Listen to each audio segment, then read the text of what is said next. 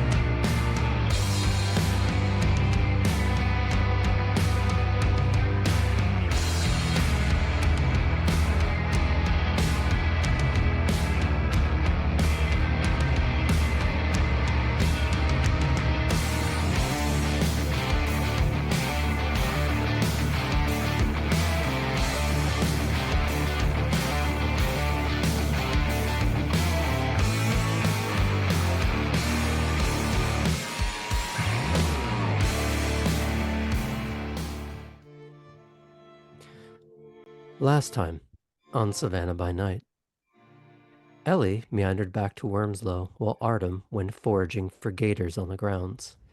The Nosferatu was approached by a perhaps unlikely figure in Harlan, a Toreador neonate that has a habit of trying to reach out to some of the fledglings that show up in Savannah. Ellie was naturally distrustful due to his connection to Chris, but he made an offer of trying to show each other their respective worlds, notably the possibility of bringing Ellie up and out into the open at a respectably pretentious event.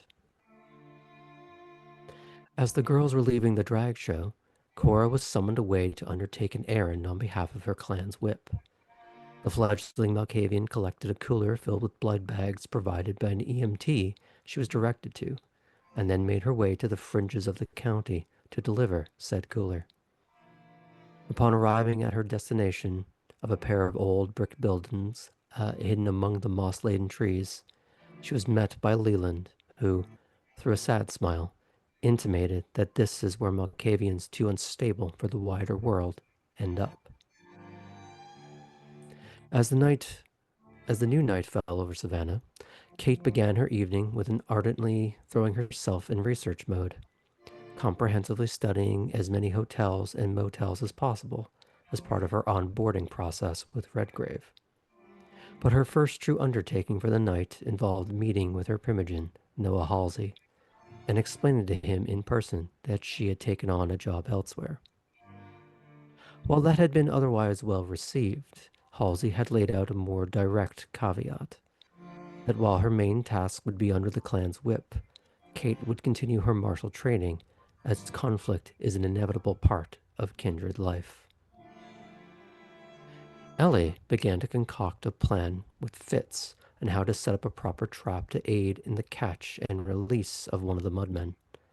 All that was missing was a means of tagging the strange creature, but something that Ellie already had in mind as they contacted Poppy to set up a potential break-in of a local vet office.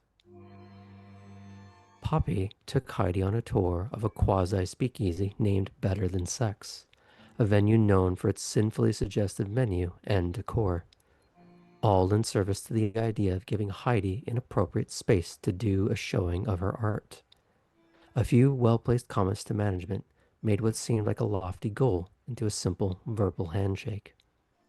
All that remained was to pick a night and just the right pieces from Heidi's collection to put up on display, and, potentially, for sale. Spurred on by his recent encounter with the creature in the marshes, Artem approached Alden with the question of how to properly fight like a gangrel.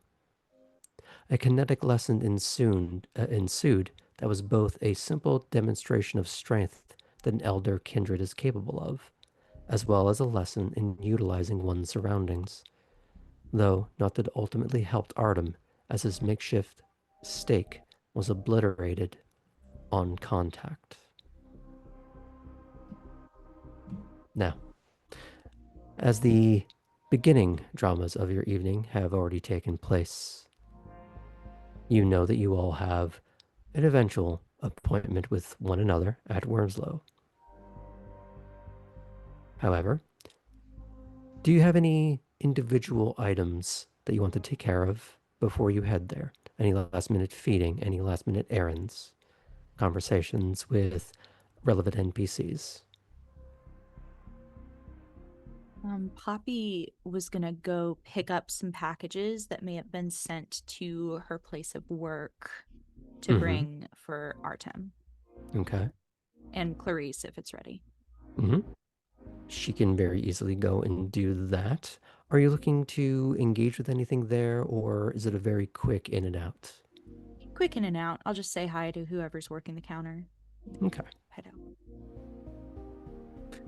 You are able to collect the packages and put those in the car. I'm assuming that you are putting them in the trunk or somewhere that's a little less immediately visible. Yes. Okay. Is there anything else that you need to do before you make it there? No. Okay. Did you have any further time with Heidi before getting on with the rest of your evening? Yes, we definitely went back to her dorm and just celebrated. And did the celebration involve any feeding of any sort?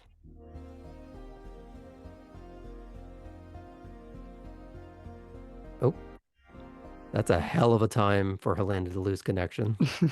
Yeah. Hello. Hello. Yeah, we see Am I you. back? I left. My connection messed up right after he said. And did you? Did you indulge in a meal with Heidi? Maybe one blood point worth. Nothing serious. Okay. Might want to mark that down. If there's nothing else, I'll move on to the next. That's it. Okay. Who else has a little bit of something they need to take care of? Cora, hi. Hi. I need to pick up my suit. Okay. Easily done. That's definitely more on the way to Wormslow. Is there anything else you need to take care of before you head there? Well, I've already left the haven for the night. I was You hanging stopped out by at the the diner. diner. I guess I gotta pay my tab. That's Okay. probably it. Now, do you engage in any kind of conversation with the older woman behind the counter, or is this very, what's the word I'm looking for? Not contractual, but just the showing the ticket, getting your things, getting out? Or do you try to impress a little bit? Really just a simple thanks for the coffee and a smile and Oh, you're referring to the diner. Okay. yeah. I thought you meant the dry cleaner. But yeah, Oh, no. yes, at the dry cleaner I do need to do that. So Okay. there, Mhm. boy. We're back on board. Okay. Yes, okay, I'm tracking now. So I'll hand over the ticket. Mhm. And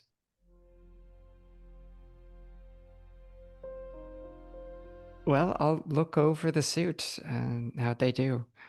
Mm. Do you just take it out of the plastic bag then and there, or? If it's like one of the clear plastic bags, I'll just kind of Mhm. like smooth it with my hands to look Sure. through it. As far as you can tell, there is nothing that shows the detritus of a former life. So you do good work. I see why my friend likes you so much.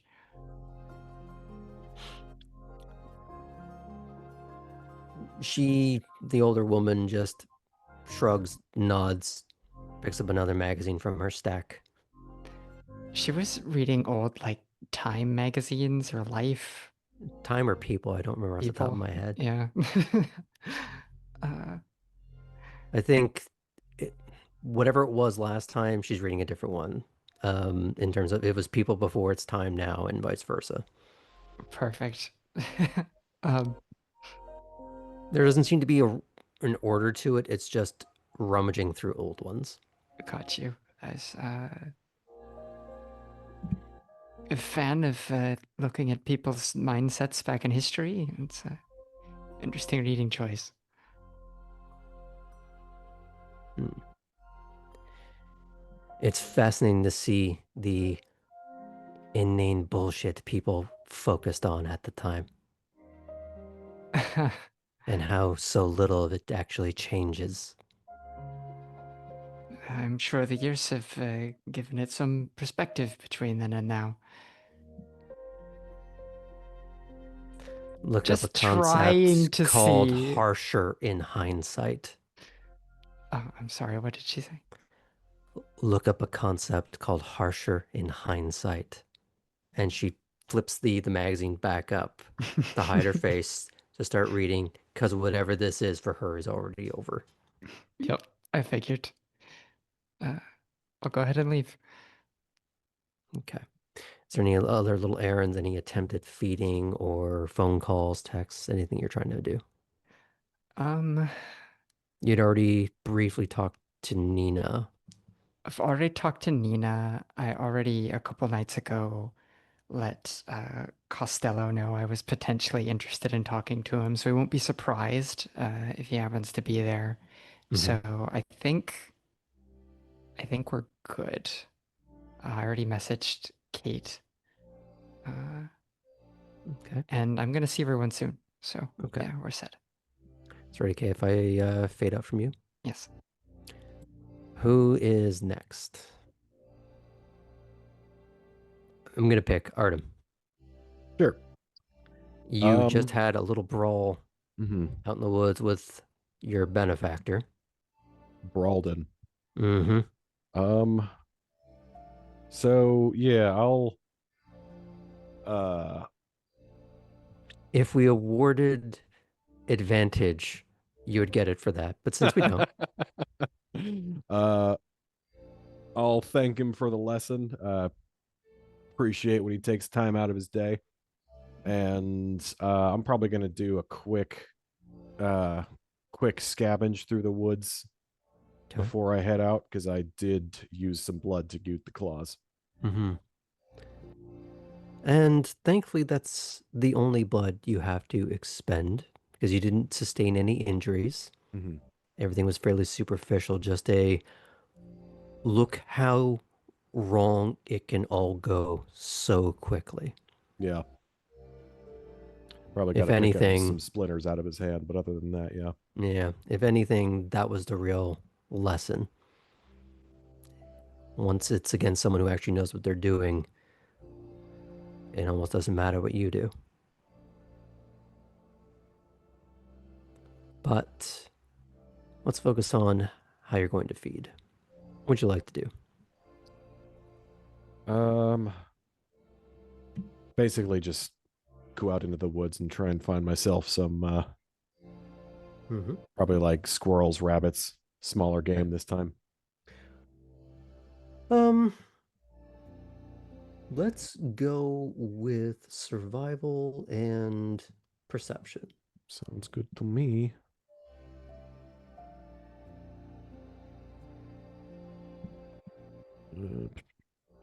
Hello. That's a 10. That's an 8. Okay, so 3, 4. 4 successes. 4 successes. That's pretty good. I'd say like squirrels would be sort of like half a point. Mm-hmm. So between all of that, I'd say you're able to get 2. Okay. That's perfect. That's what I used. Okay.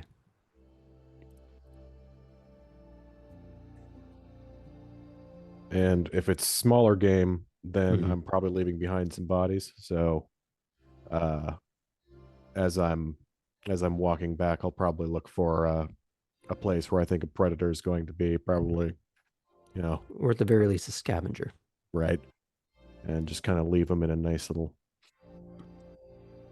Mm-hmm. hidden area. I don't know what carrion birds there are in the area. I'm sure there are some, but typically Yeah, leaving things closer to the water will accomplish one of 2 things. yeah. Either something like a gator or something else loping along the edge of the water will scavenge it, or more exposure to the elements will take care of it quicker anyways. Hmm. Yeah, he's So either definitely thinking way, you're about feeding the gators. ecosystem. Yeah. Okay. Now, you have someone to take with you. I sure do. Mm-hmm. Is she in the house? You heard the sound of Oh yeah, that's right. She's her with voice yeah. when Orion was ushered into the house to go wake her up.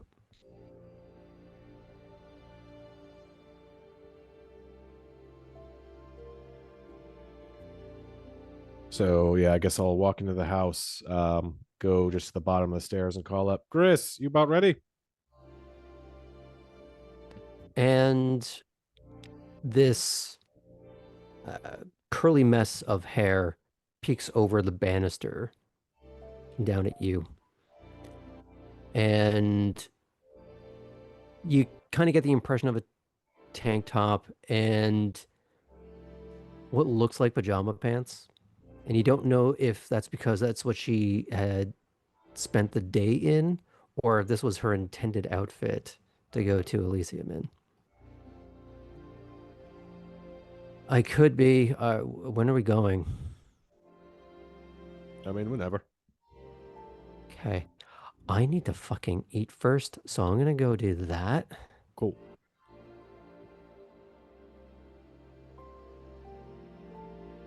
Let's try and do And something quick around the house. okay. Yeah, you do that. And she's gonna stretch. She's gonna go downstairs, put on her running shoes that looks like they've definitely been used in the rougher terrain. Mm-hmm. Gonna give herself a little like knee hug to her chest type of stretch, and then she bolts out the door. A little more spring in her step than you're used to seeing, maybe. Good. So let's see here. If you want to do one more roll, Sure. let's go with intelligence and crafts. Okay, I can do that. Let's do this out of 5. Sweet. It's not meant to be difficult as much as we're seeing how much time you put into it, really, and how Yeah. efficient it is. Ooh, that's solid. Oh, nice. All right. Because of the difficulty, that is 4 successes. Nice. You're able to better triage some of the wall panels and do some touch-ups of spackling and drywall and such that you had kind of already planned. So it's more going according to what you'd written down for yourself somewhere. Mm-hmm. The kind of tasks that you could do in quick succession to show some progress. But without a roll, I'm going to go a little step beyond that and say you finally look at your phone at some point and you get a notification saying that the spokes for the railing are done. Hey, nice. And even with a picture of them sort of all in a row and stacked.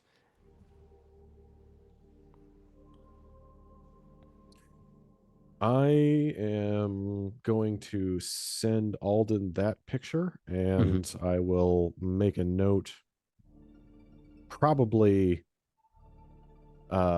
before we get to Elysium to go pick it. Well, actually, does he need to send them, or do I go pick them up at his? You can go pick them up. Okay, then we'll do that before we hit Elysium. Okay. Now, presumably, Chris is back in relatively short order, Mm-hmm. and you're able to get underway.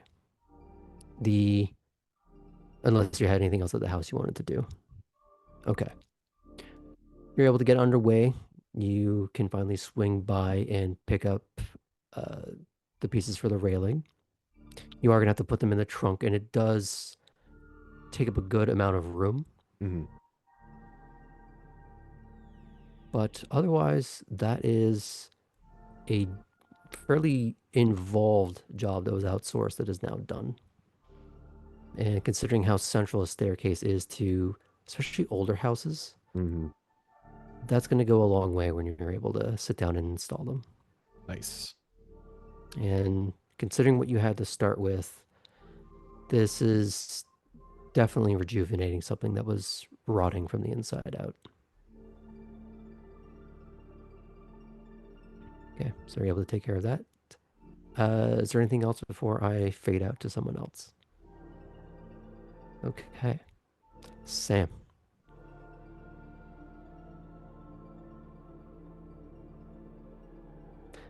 You had just had a conversation with Fitz, Yep. and you have a couple of things on the agenda, I believe, but what do you want to start with? Well, one of the things I was going to look into was looking into any conspiracy forums or something of anything that people not like us might have described that sounds similar to behaviors of the Mudmen. Okay.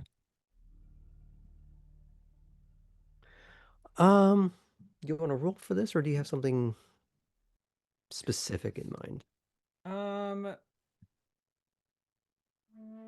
Some of it's like kind of looking at keywords and finding out like what kind of Okay. stuff comes up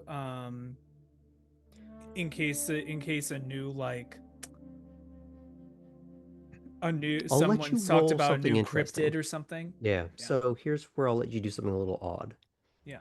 Because I know you probably don't have this skill. intelligence and occult. I do not have a cult. That is correct. So you could do that at a higher difficulty. I'm happy to try that. Or at if a you want to higher roll something else, you can do that too. It's all it's going to change is maybe how the information you get is filtered. I feel like it's one of those things where like Ellie's trying to switch their brain a little bit of like what we are what we might consider like something that's we now understand how things work for us and how our bodies work. That's still very mythological to Kine. So I Or at think least it Ellie should be. is, yeah, exactly. So Ellie is kind of going into a cult a little bit of like they're not going to look at it as a, oh, look at this scientific find we had. They're going to be like, look at this weird thing that we can't explain. Yeah. A lot So- of hearsay, rumor, having to read between the lines and trying to ascribe an Right. overlay of your logic to it. Yeah. So let's see how well you do. Yeah. Understanding it may not go really according to plan based on what I have, but So because you don't have the skill, it will be at a higher DC of 7. great. And intelligence, you said? Mm-hmm.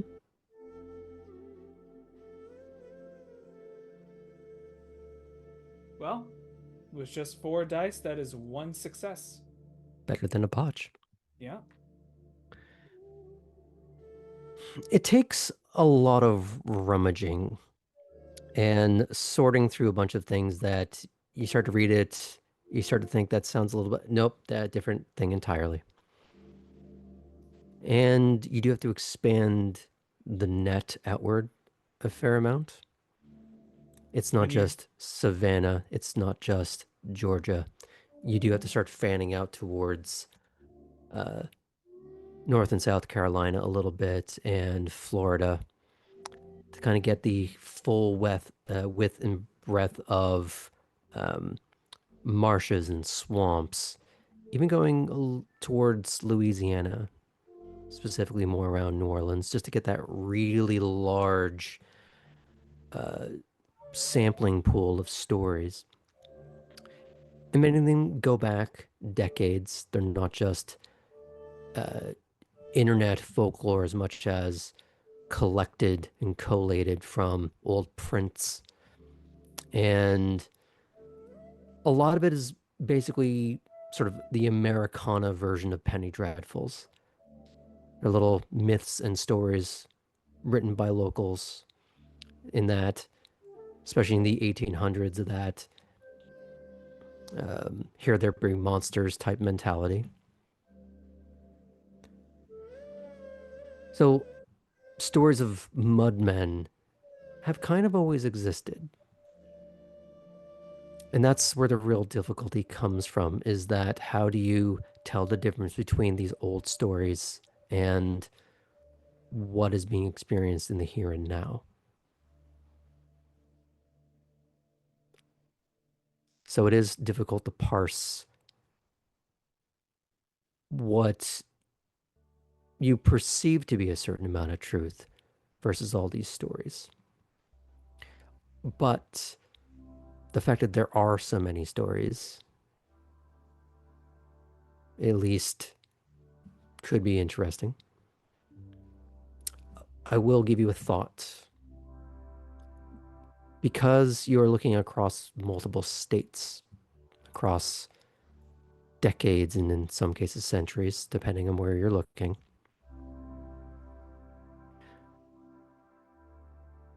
is it because Savannah is special that this is something talked about in this court? Not hidden, but actively discussed to an extent.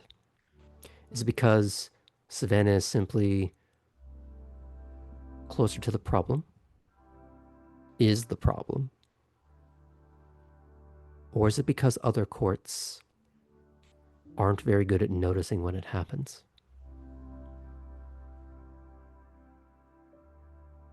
Is there an observational bias at work? Stories of people going missing and stories of mudmen seem to coincide, but not necessarily in a causation correlation motif. There's just so many stories and so much folklore and tabloid and blog and little conspiracy theory that it's a fire hose of potential non-leads. But maybe where there's smoke, there's fire. And this is going to take you more time to really piece through this needle in a haystack. But your instinct of looking has clearly shown something. There's just so much to sort through. But the That's good. beautiful thing of being what you are, you have nothing but time. And Ellie is nothing if not industrious. Mhm.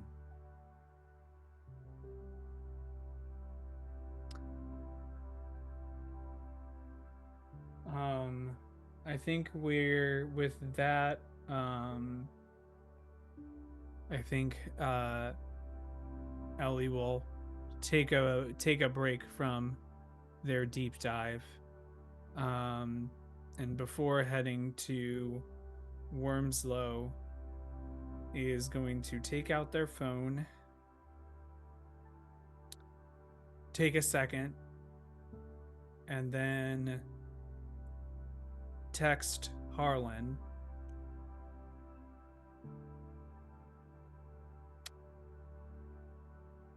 Was there a specific night you were thinking of for the event?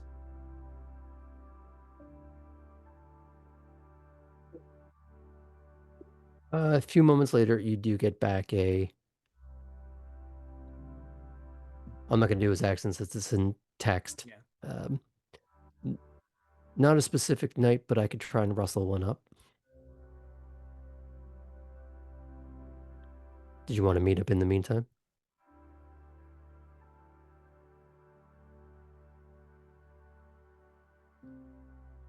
I have some other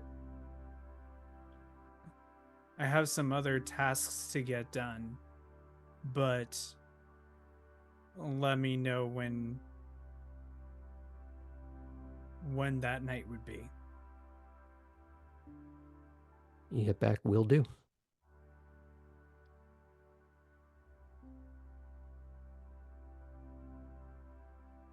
And that will be what Ellie does in prep of heading to Wormslow. Okay. Last but not least, Kate. I am leaving Veritas. As I head back over the bridge, it's a Saturday night and the bars should be relatively busy. Is it Saturday or Sunday? I've kind of It's lost track Saturday. now. Okay. I'm gonna make a quick stop into Chuck's and go nom on the first person that meets my blood preference. I'm not looking to make any connections or anything, just a little snack, because Okay. I don't know how busy tomorrow's gonna get. Fair. So, how would you like to go about that? What would you like to roll? Let's see. Because I will say, you don't have to roll to find anyone that's going to fit the preference. That's going to be pretty easy to spot.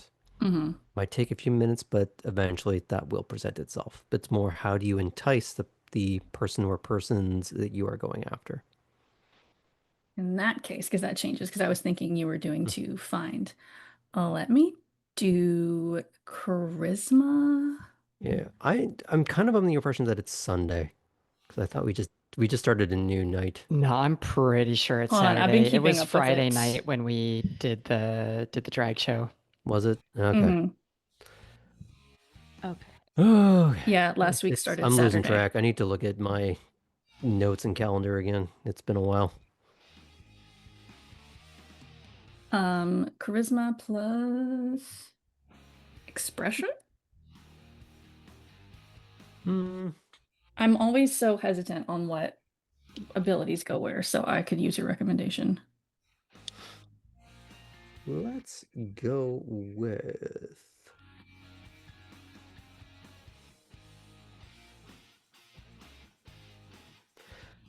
Oh yeah, you know what? That works. We're gonna put this at a 5. Okay.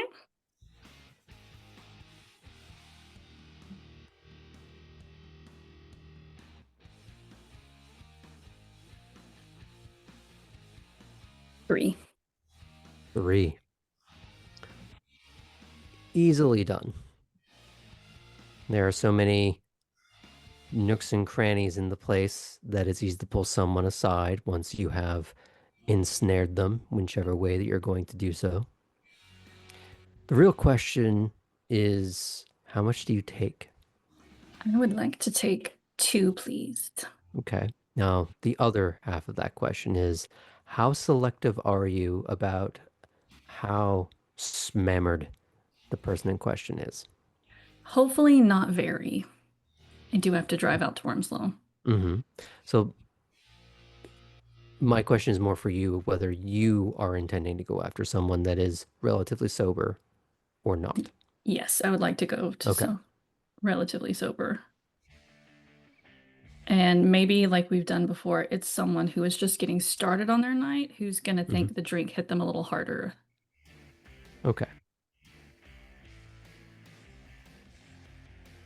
Easily sorted. Are there any other conversations, texts that you need to address now before you head out? I'm just going to wait and reply to Cora in person because we're headed to the same place. Okay. And with that, I think it's time to start bringing all of this together. Unless there's any other last minute additions that people need to bring up? No? Okay then. Let's say, Artem, you're going to be the last to arrive due to waking a little bit later and working on some things in the house. And just because something that's your organizing, you don't need to be there that early because you're technically not the host. You have sent all the relevant information to Atherton. So it's up for the professional host to merely provide the backdrop. So we'll come back to you in a moment. So, who here would like to be the first that arrives? Let's start with that. I can. I don't mind being punctual. I'm a Ventru. That works. I could make an argument as well, but let's let Kate. Is the argument that you can finally put gas in your car and you're driving a little faster? Well, I felt like, well, no, Kate had a very brief thing to do too, really. So Okay. we're good. She can go first. I had a few things to hit. Okay.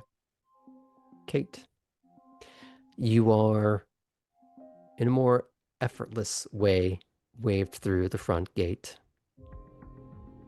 The privilege of Oh being no. Ventru. Just a second. We lost Poppy. Mm-hmm. I noticed. Okay.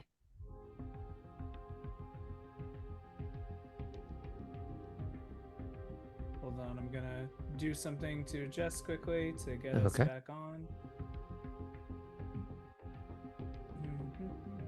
I miss Poppy. Sometimes I can still hear her voice.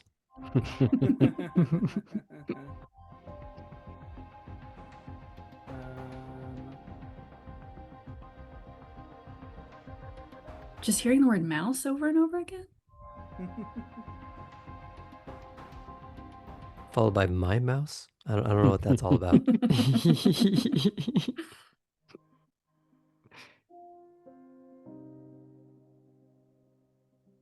Thing here to get that and change that name. I believe Elena is trying to head back in. Do not see them in the waiting room right now. I so think I'm they're just waiting to restarting see. first. Yeah. Pardon the technical difficulties. Yeah.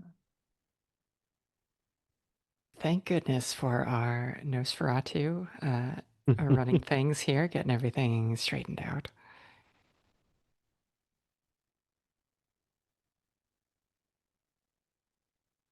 That's at least Hi, while everyone.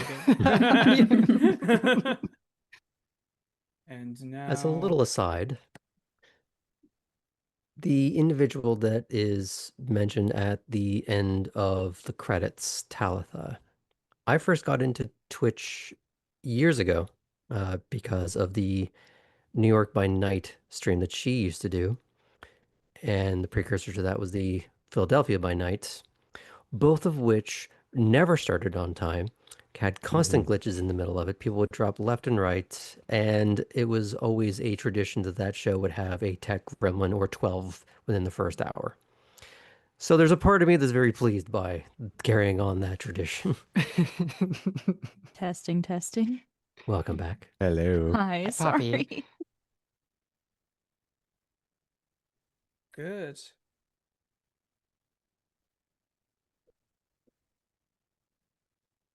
Are you still Okay. on? Yeah. Great. Okay. All right. And everyone's in their assigned windows. Fantastic. Excellent. Okay. We're just going to restart the scene here.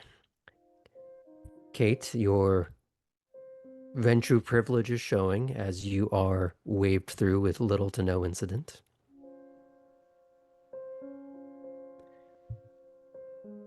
Do you head right in? Do you wait for anyone to meet you in the parking lot first? I'll head in, Okay. see if anyone else is here, whether it's in this particular group or other people I know. Okay. There are a few people milling around.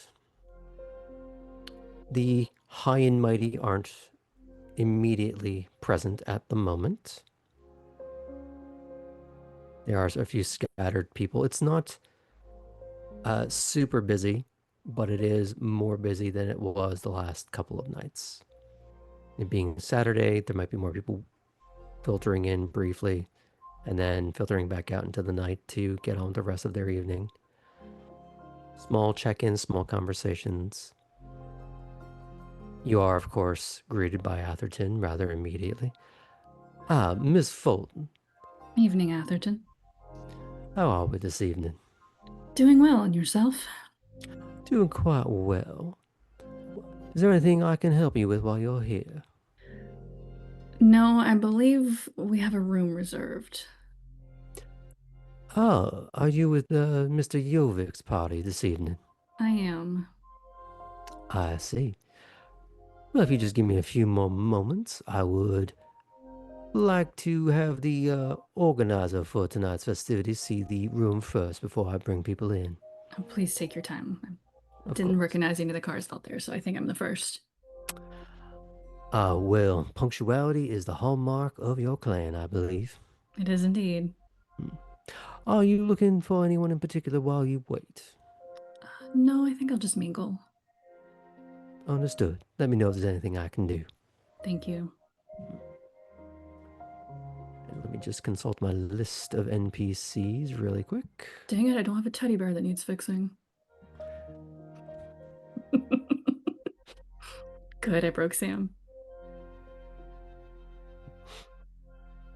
It's okay. The heart was in here with your teddy bear. Let's see. Who is milling around? Aha. You do see a tall,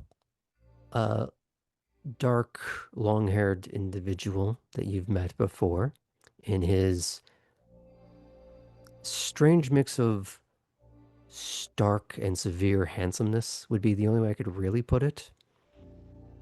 A lot of high angles. And he is discussing with a few individuals I don't think you've actually met. Do you go up and walk to Max Keller, or do you leave him to his devices? I'll try to make eye contact, but especially since I don't know who he's talking with, I don't want to interrupt just yet.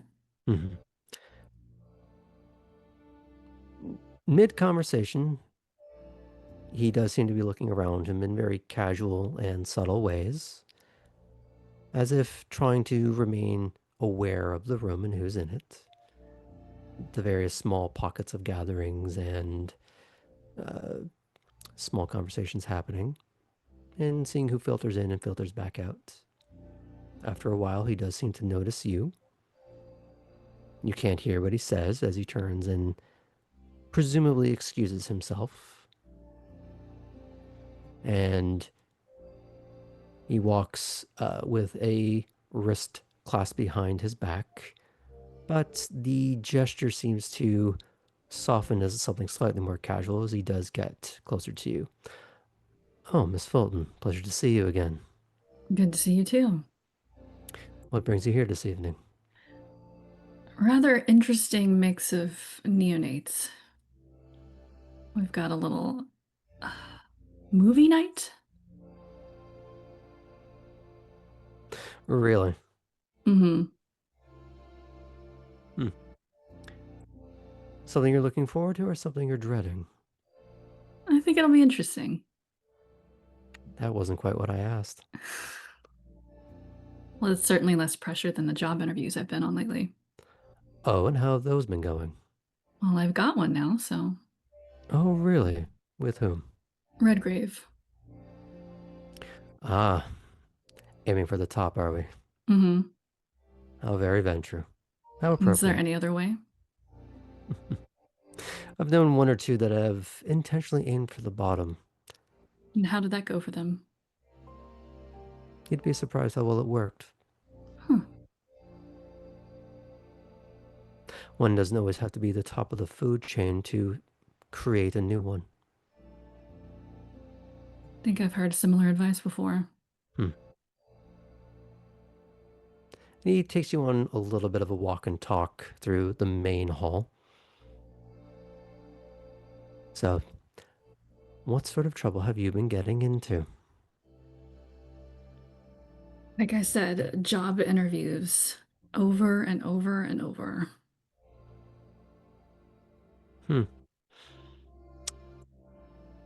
I heard there's been a mudman milling around. You wouldn't happen to have heard anything about that, would you? Probably heard what you've heard.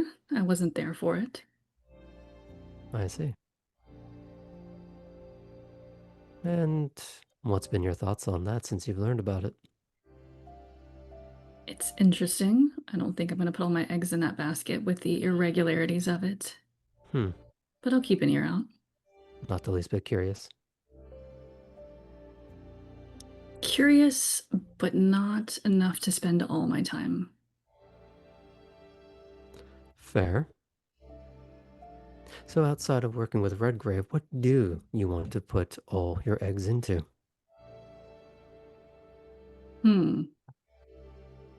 Well, I've been getting to know quite a few of the other kindred here in Savannah. Finding a couple of great places to feed. Before you ask, no, I won't tell you where. I would never dream to... moving on. I don't ask about your chantry, you don't ask where I feed. Who says you can't ask about the chantry? Can I ask? Of course. Are you going to answer? Ah, therein lies the game. Mm-hmm. Depends on the question. Speaking of questions, well, no, never mind. Not a question at all. A statement. You owe me a tour of Savannah. I owe you. Interesting. Mm-hmm. I believe the offer was made, and here I am come to collect. Not tonight, but soon. Oh, well, wouldn't that be fun? Is there anything in particular you'd like to go and see? I want to see Savannah from your perspective. Oh, I thought we weren't talking about the chantry. We're not. I'm talking about you. How do you know I don't spend the majority of my time there? Well, I'm sure you do, but you've got to get out once in a while. Otherwise, you'd be a bit boring. That's not been the case so far. Well, I'm flattered you think so. I could come up with a few things, but... I was going to regard you for a little bit. What did you adorn yourself with for this evening? Well, I did have to meet with Halsey first, so I'm still Mhm. pretty businessy. Okay. Do you have something slightly more casual or rugged? Oh, I'm ready for all occasions. Hmm. Though this is because I did have to meet with Halsey earlier. Oh, I hope that went well. It did, just to check in, letting him know I accepted a job offer. Ah. Well, if you don't mind going off the beaten track a little bit, there's a few places that you might be intrigued by, little pieces of local history. I look forward to it.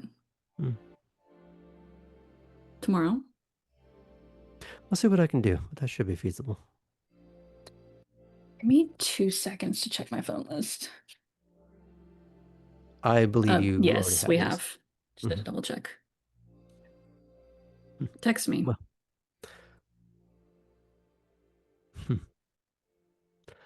I will endeavor to remember. I hope you do. Until then, See you later. let me know how the movies go. Will do. And he veers off from there to rejoin his little group.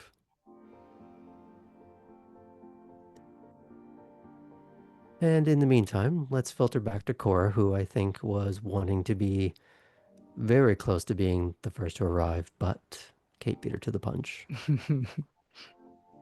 That's just fine. Mm-hmm. That scene was fun to watch, so. Yes, I'm aware you just enjoy watching me flirt. So, you are waved on through, much in the same casual, blasé way. You park up in the lot.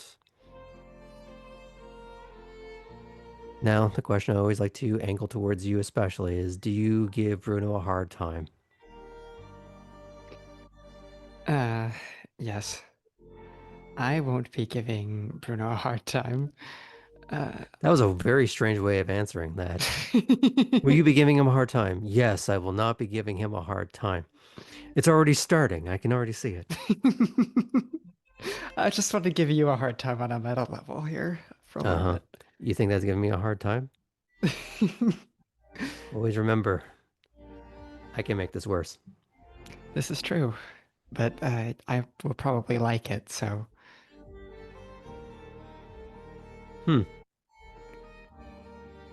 That's a different conversation. Anyways. Okay, so no, I will not be giving Bruno a hard time. Okay. I'm gonna take a quick look back at my car with the suit on the little hanger dealy in the passenger rear, and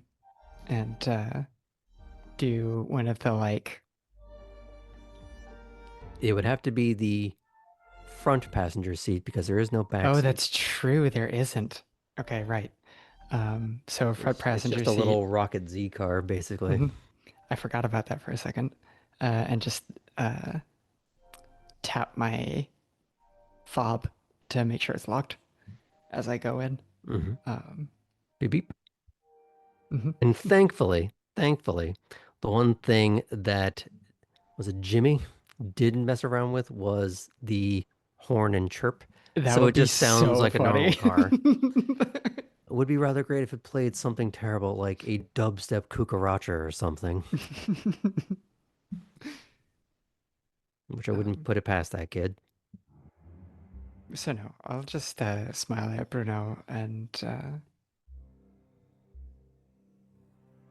I guess I am giving him a slightly hard time. Working the weekend tonight. Is it the weekend? It is. What makes it the weekend? It's at the calendar, I guess. Weekends denote a break.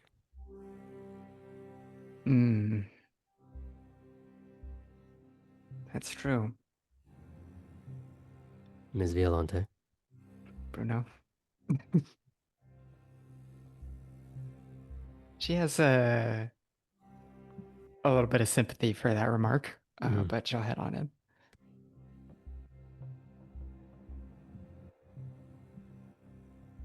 Okay. Is there anyone in particular you're trying to find, or In this immediate moment, she's going to be keeping an eye open for the people she's supposed to be meeting here, which Mhm. would be the other new bloods. Nina potentially, and targets of opportunity either Costello or Olivia or Atherton, I think. Atherton is pretty immediately present. Okay. You know that Atherton tends to present himself rather quickly when someone enters. Maybe not always to go and see them, but just to make sure that they are, in fact, tended to. Ah, Miss Violante, how are we this evening? Atherton, I'm doing well. It's good to see you. You have a preternatural ability to see us guests as we come in. Well, I suppose it is just being innately connected to the Elysium that I keep. Of course. More importantly, which company are you looking to keep this evening? Uh, Artem and Miss Fulton and Poppy and Chris and I were all going to Ah, be getting together. as it so happens, Miss Fulton has already arrived and she is in the main hall. Oh, fantastic. Well, I keep my eyes open for her. You wouldn't have happened to found out about the question I asked you the other night? Some little thing that Bruno likes? He's going to wave you to follow him into one of the um, unused little parlor rooms. Now, it should, of course, come as no surprise that he is a fan of action movies. I mean, of course, look at the man. Hmm, Certainly that makes sense. dressed as either someone who would be part of the antagonist side or perhaps the burly stand-in stunt double for the main star. I would try and find something a little off the beaten track. Something that's not a well-known blockbuster. Okay, yeah, that's a good idea. I'm sure there is a bevy of Italian or German action movies that he has not seen that maybe you could introduce him to. Perfect. Sure, that'd be fantastic. I wouldn't presume to try to watch one with him, but I could get him a DVD. Perhaps start with that. Maybe work up to, he smiles for a moment. Date? Is that where this is meant to be heading? No, I just because of his name, I was trying to figure out if he spoke Italian, but doing it in sort of a roundabout way, and I think he got to really not liking when I would enter the building. So, Hmm. Well, if he wouldn't like someone, he would not be expressing it in any dire way. That sort of indiscretion is the exact opposite of why he adorns the door as well as he does. well, sure, but just because he can keep something to himself doesn't mean I want it to stay that way. It's a peace offering. Ah, just so. Well, see how that goes. Of course. Is there Thanks, anything else Atherton. of course, is there anything that I can do in the meantime? No, I don't think so. Go find Miss Fulton now, I think. Please be my guest. And he will usher you towards the start of the main hall so you can venture on in. It's our characters deal with spam phone calls too. There.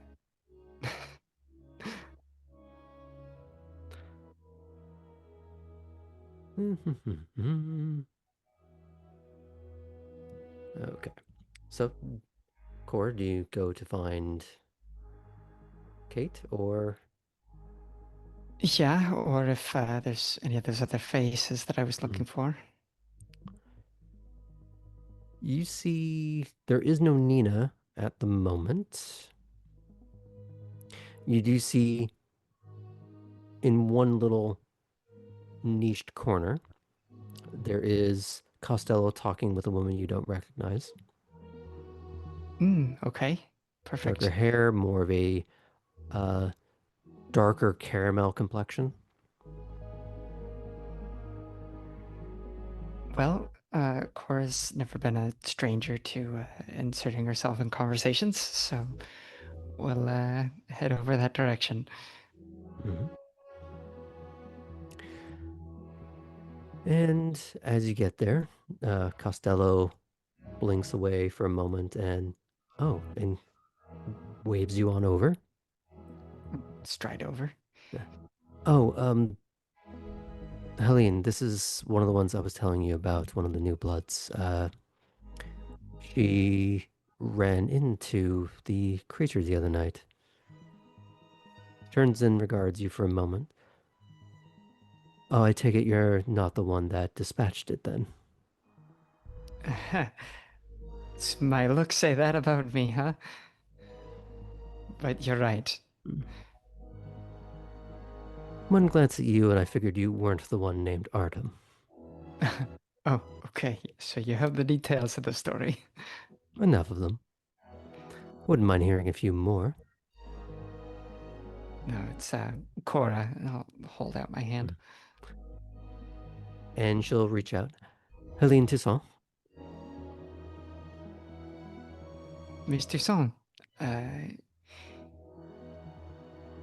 so, I hope I'm not interrupting anything too serious. I could come back another time. Speaking about these mudmen, that's actually what I was hoping to ask about. Oh, he carries on. It's actually what we were in the middle of discussing, actually. Oh, well, perfect. Prince Brooks mentioned that the two of you had sort of looked into things a little bit before, so I was curious what maybe you knew already, what dead ends you've already been able to cross off, maybe. When you say dead ends, there's a little bit of a hidden grimace to that from him.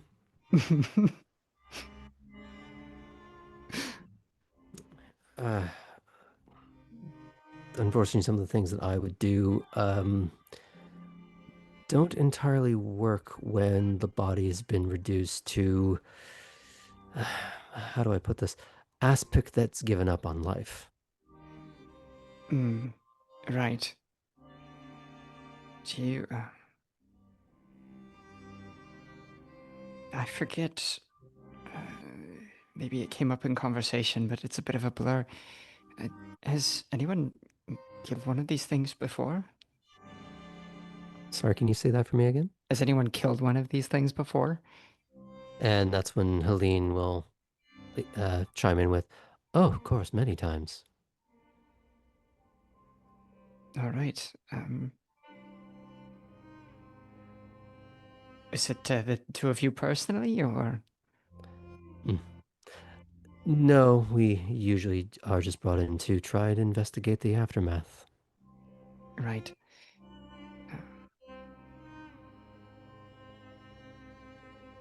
Do you know about any run-ins with the local population that not kindred?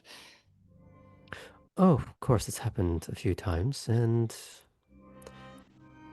as a result, either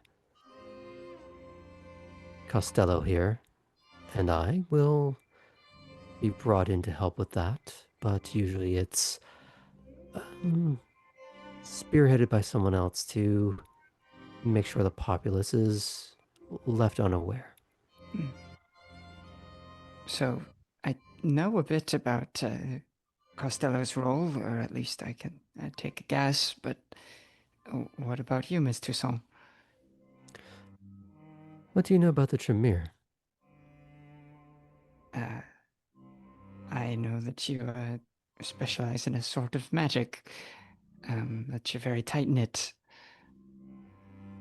Oh, that much is accurate.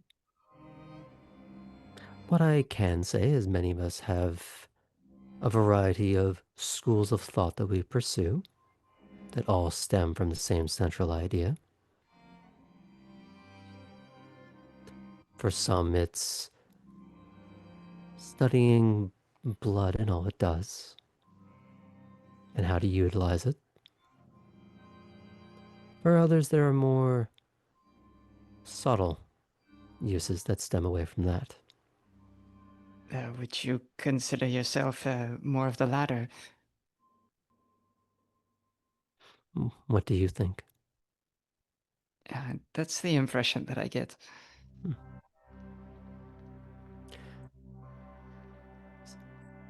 If there was one detail from that evening that you would want known, what would you say?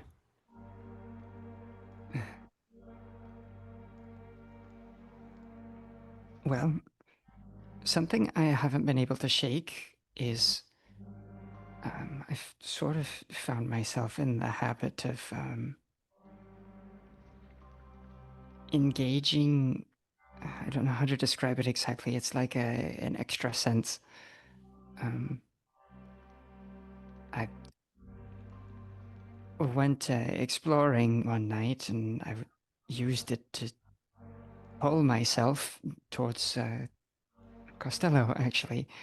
And out there in the woods, You see just below the eye line, he's trying to do the sort of like wave motion, like skip ahead, skip ahead, skip ahead.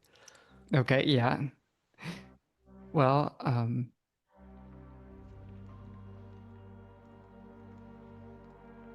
She when the does, of thing, course, glance towards him briefly, but she says nothing. yeah, okay. And so out there in the woods, when I was with Artem and Chris, Hmm. it felt like it noticed us, and I was wondering if it had anything to do with me doing that, or if it was a fluke. Hard It to felt say. very.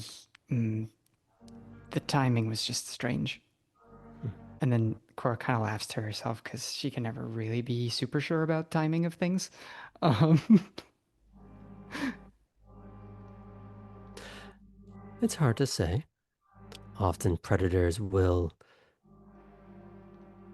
ignore each other until one of them makes eye contact, and then, well, they have to settle who's in charge.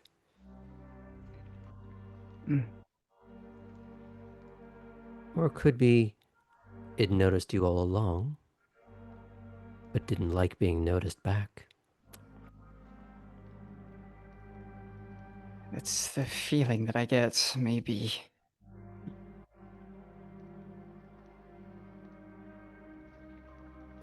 One of the main details that appears to stay true is a certain amount of aggressive or territorialism.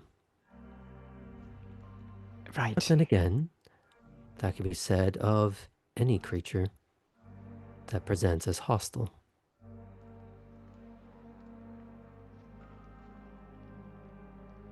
Us, wolves, the wolves, even humans from time to time.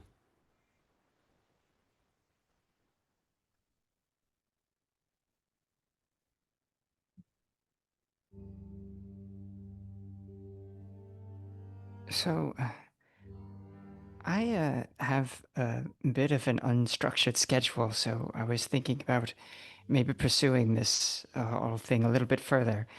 Um, I know I'm inexperienced, but if you need somebody to at least carry a kit or something as you're doing your work, I'd love to contribute. Helene simply smiles and doesn't say anything as she's looking to Costello to perhaps fall on that particular grenade.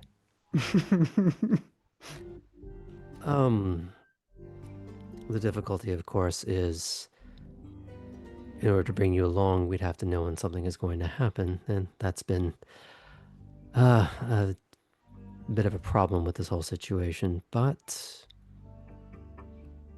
if you're curious, maybe we can go over a few of the things we've learned over the years. I would love it. Yeah.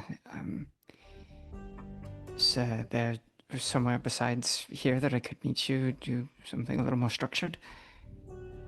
Or we could get a parlor here, or, If someone without having a drink in their hand could be seen smiling over the rim of a glass, Helene would be doing exactly that. She merely just has crossed arms as she leans back against one of the support pillars of the walkway above.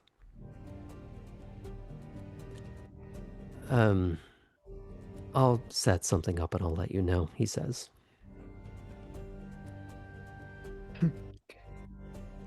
Okay, well, fantastic. It was great to meet you, Miss Toussaint, and Costello. I have some other things to do tonight, but thanks for letting me sort of pick your brain for a minute.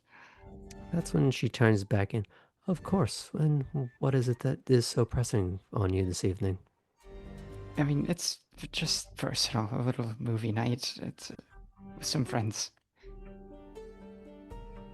Her eyes flick sharply back to Costello. Back to you. Of course, dearie. Enjoy your movie night.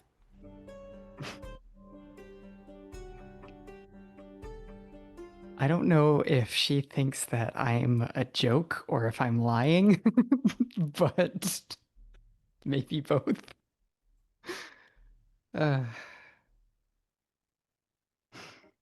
You can roll for that if you'd like. Sure, yeah. What does she think of me? So we're going to do perception and empathy All right, sympathy. at... we'll go with a 7 because you don't know her, but there's a certain amount of this is pretty palpable. All right, perception and empathy. I get to use my actual dice again.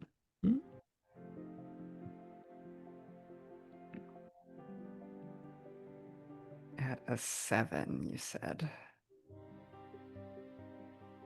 Still managed 2 successes. Okay. She doesn't think you're lying. She does think it's a bit of a juvenile focus. Okay. It's one of those fledglings. This is why they're fledglings kind of thing. Right. Okay. Well, I will say then, as I recently copped to what I'm doing, say, after going through an experience like I did the other night, it feels good to just sort of decompress. Of course.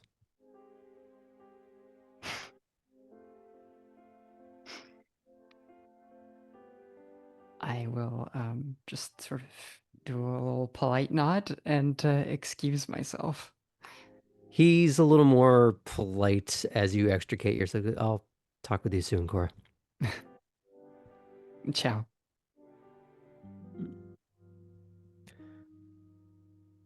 And they go back to the little private huddle as a gentleman with longer, darker hair sleeps away from Kate to join what now becomes a trio. Well, shit.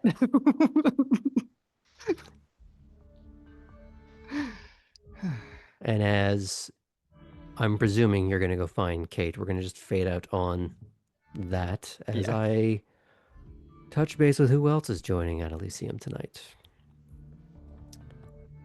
Poppy, are you ready? Oh, I can't tell if that's a still image at the moment.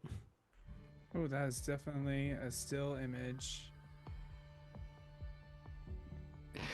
What inopportune timing. Yeah. Hmm. I don't know what's happening with the computer at this moment.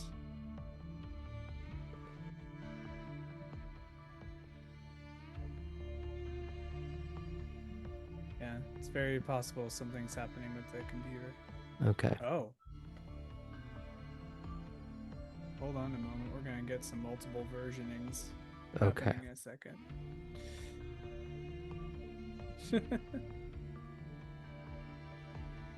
It's that kind of night, folks. Ladies and gentlemen, I don't Poppy 2. know why the gremlins are in my computer Yeah. this evening. This has never happened to me before.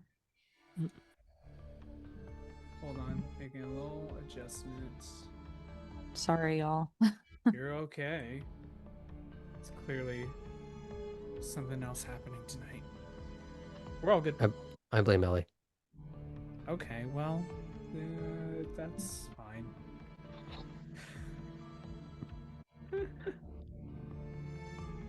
Poppy, are you good to pick up with the scene? Okay. I am. If you need a minute to discombobulate, I can check No, in no, spots I'm first. good. Okay. I'm good.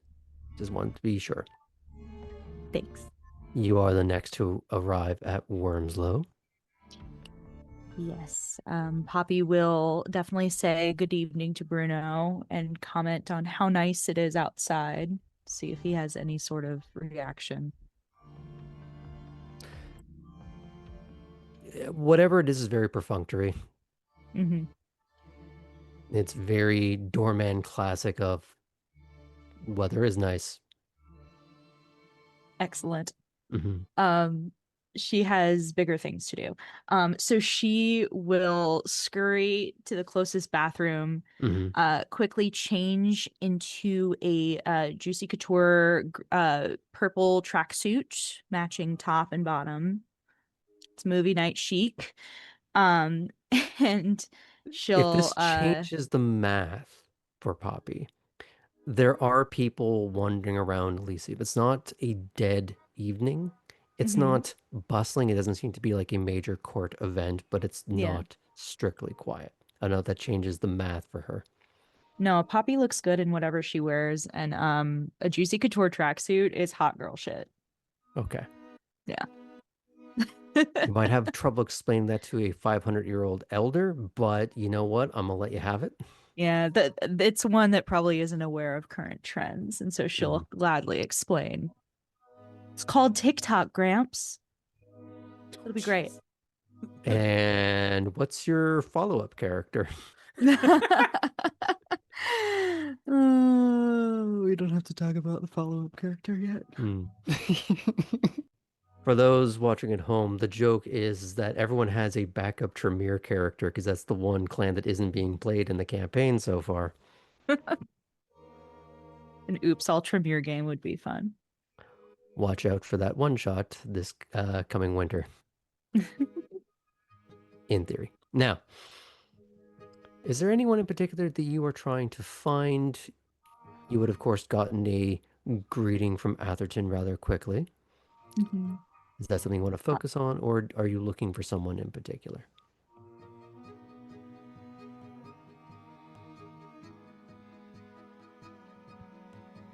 Oh no! Right now, the freezing's happening again. Yeah. Oh. Oh, there we go. She's looking for the internet to work. Is what she's looking for. Just walking She's around looking for the Wormslow trying to get it. audacity. Yeah, she's probably just walking around. Wi-Fi? Wi-Fi? Anyone? I Atherton, think do you have the password? I think she's just looking for her friends, for Kate and Cora. She's not really trying to be in performance mode this evening, as she just gave an incredible performance back at Heidi's place of residence. Ayo. Okay. Yeah. Okay. As Atherton would eventually direct you to the main hall because he knows who is part of your party this evening. So you can actually start to see Cora walking up to Kate. But as you walk into the room, I'm assuming you're going into the room. Yes. Okay. As you're going into the room, a sort of wild but short kept blonde tangle of hair in what color would you say the juicy tracksuit is? It's kind of a fuchsia. Okay. In a baby blue, because I think that's the appropriate opposing color to this. Mm-hmm.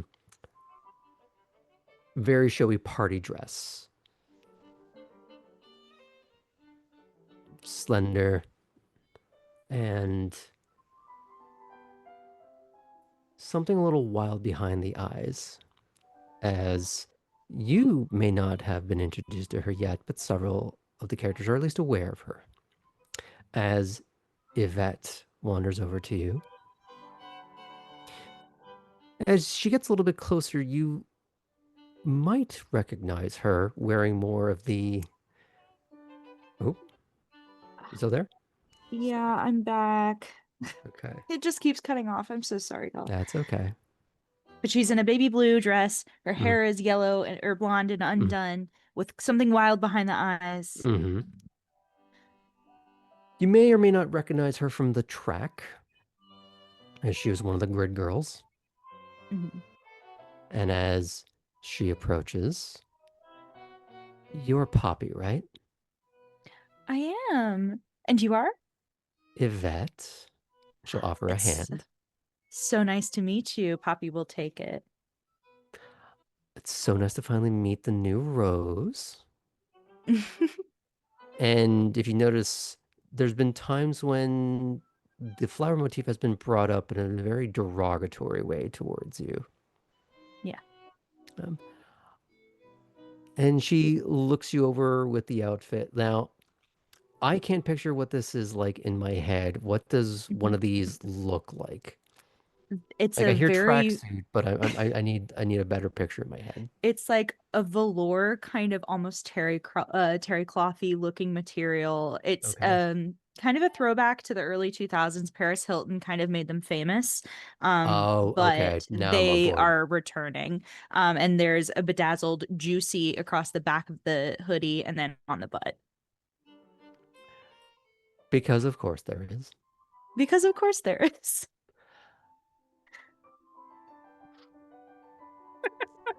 Okay.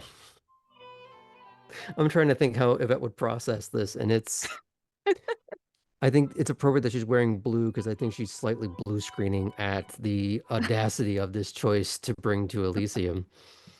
Mhm. I'm sorry, are you just coming back from something or oh no. Speaking of blue screening, Yeah, Yeah. right. I was like, do you had to say blue screening? You said blue screening at the Mhm. audacity. And she says to you, I'm sorry, are you just coming back from something or Oh, we're having a movie night. A couple of friends and me. who's we? Some of the folks that came over to Elysium with me, Artem, Kate, And at that, Cora. she leans in just a little bit, like, really? He's here. Artem, you know him? Oh, quite well. Oh, very nice. He's very, very nice. I actually have some Mhm. gifts for him today. Oh, Not I really can think gifts. of, I was a personal shopper. I see. I can think of one more gift you could bring to him tonight. What? I'm not Hmm. like into him. Oh, well, that makes things a lot easier for me. Oh, Yvette, you sly minx? Well, when I said I knew him, not as much as I would like. Do you want to come with me to movie night? Are you inviting me? I mean, it's like a chill. I mean, clearly, and she like gestures to her outfit. It's like a chill night. We're just kind of hanging out and chatting, and yeah, getting to know each other a little better. Oh, I don't want to intrude, but of course.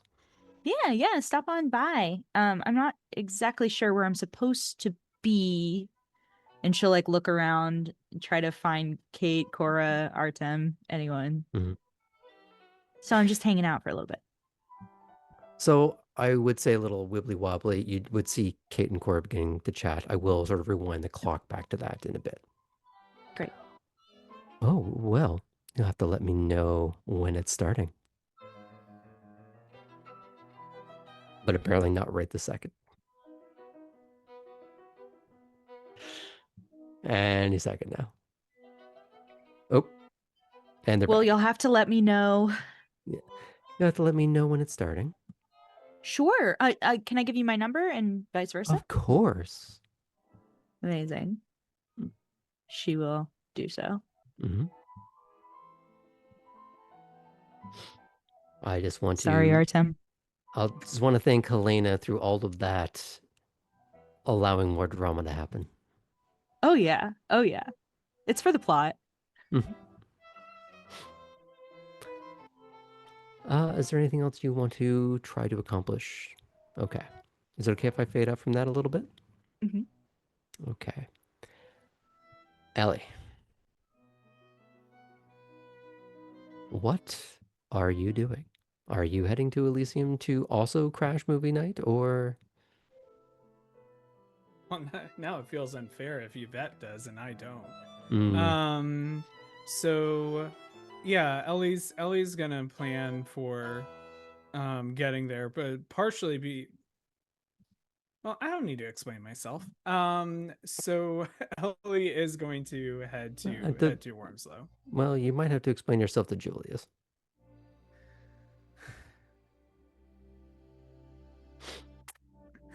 And there we go. Just goes, "Hi, Julius." Ellie looks at Mhm. no tag-alongs. Nope, just me.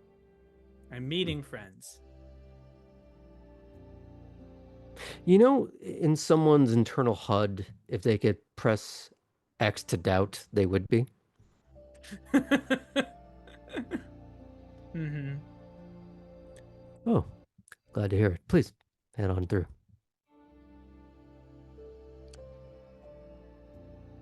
Lovely as always, Julius. And Ellie drives away. I want you to roll. Oh God. Um, Roll to see if I get immediately pulled over. I'm just gonna go with perception alertness at an 8.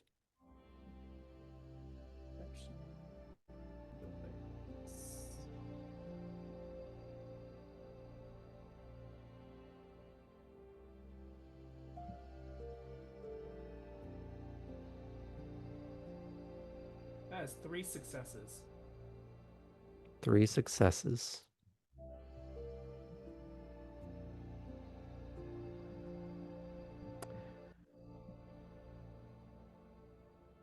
You notice in the side mirror that Julius is sort of lifting the lapel to speak into it, and he's eyeing the car, or the van, sorry. But he otherwise seems to not be taking any action, Cool. as far as you can tell. Great. Love our nightly interactions. Mm-hmm. Well, he's gonna drive ahead to the house. Okay. Now, I think for the sake of brevity, we're not going to say if you antagonize Bruno, because the interactions you have with Julius is where we focus typically. Yes, I have never once antagonized Bruno. I always just say, "Hey, Bruno," and that's it. Mm-hmm. Yeah, that's my thing. Yeah, yeah, I would never take that away from Cora.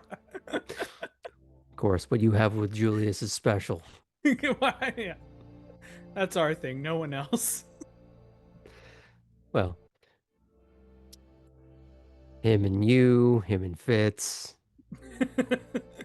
Oh, him. Sorry, him and all Nosferatu. Um, That's taking some assumptions. the He only would other never one was profile Lila. no, never. No one would have. No one would have the audacity to profile Lila.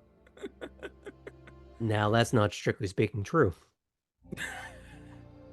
We've met Lila. That's the one person you should be suspicious of.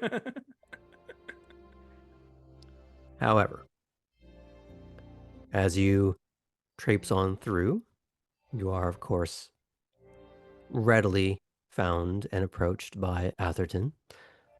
Oh, welcome back, Ellie. Hello, Mr. Atherton. Anything I can facilitate for you this evening?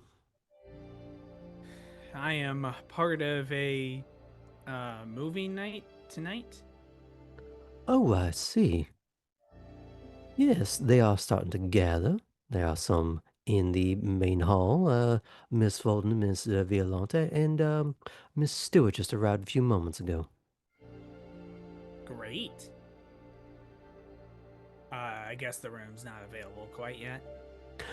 Well, I would prefer the a host. Just get to see the space first before bringing everyone in. Makes sense. Thank you, Mr. Atherton. I'll go ahead into the main room then. Of course. Is there anyone else that you're looking for this evening?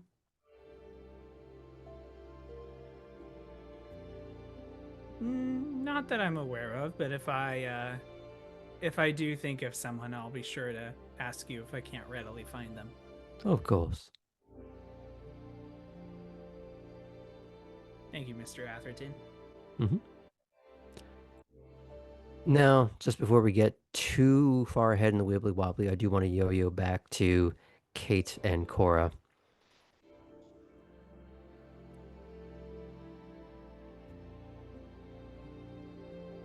And as Kate! there we go. Hi, Cora. Sorry I didn't text you back. I figured we'd see each other. That's okay. Is that something you'd want to talk about, or? Yeah. I think we've got a few minutes before the movie night begins. Sure. So you're having a little conversation with Mr. Keller. Have you met him? And briefly, one of the times when I was speaking with Olivia and Paul, he came over and introduced himself and said he might want to talk to me a little bit further sometime, but he seems a little busy. You should talk to him tonight. Yeah, I could try to get that a try.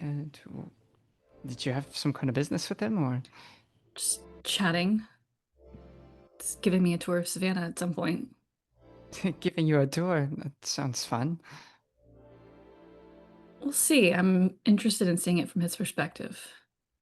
You know, I'd be really curious about that too. If you're allowed to bring a plus one, maybe ask to have me come with. You should ask him about it. Okay, I'll do that. Let's remind me, Graham, are there alcoves downstairs or are they primarily upstairs? It's less alcovey, More but like there are little those rooms. little niches are available in the main hall, but they're not particularly private. As much as you can kind of secret away in one of these and have a quiet conversation, but if you want to be something ultra discreet, you may want to go to a different room or step outside entirely.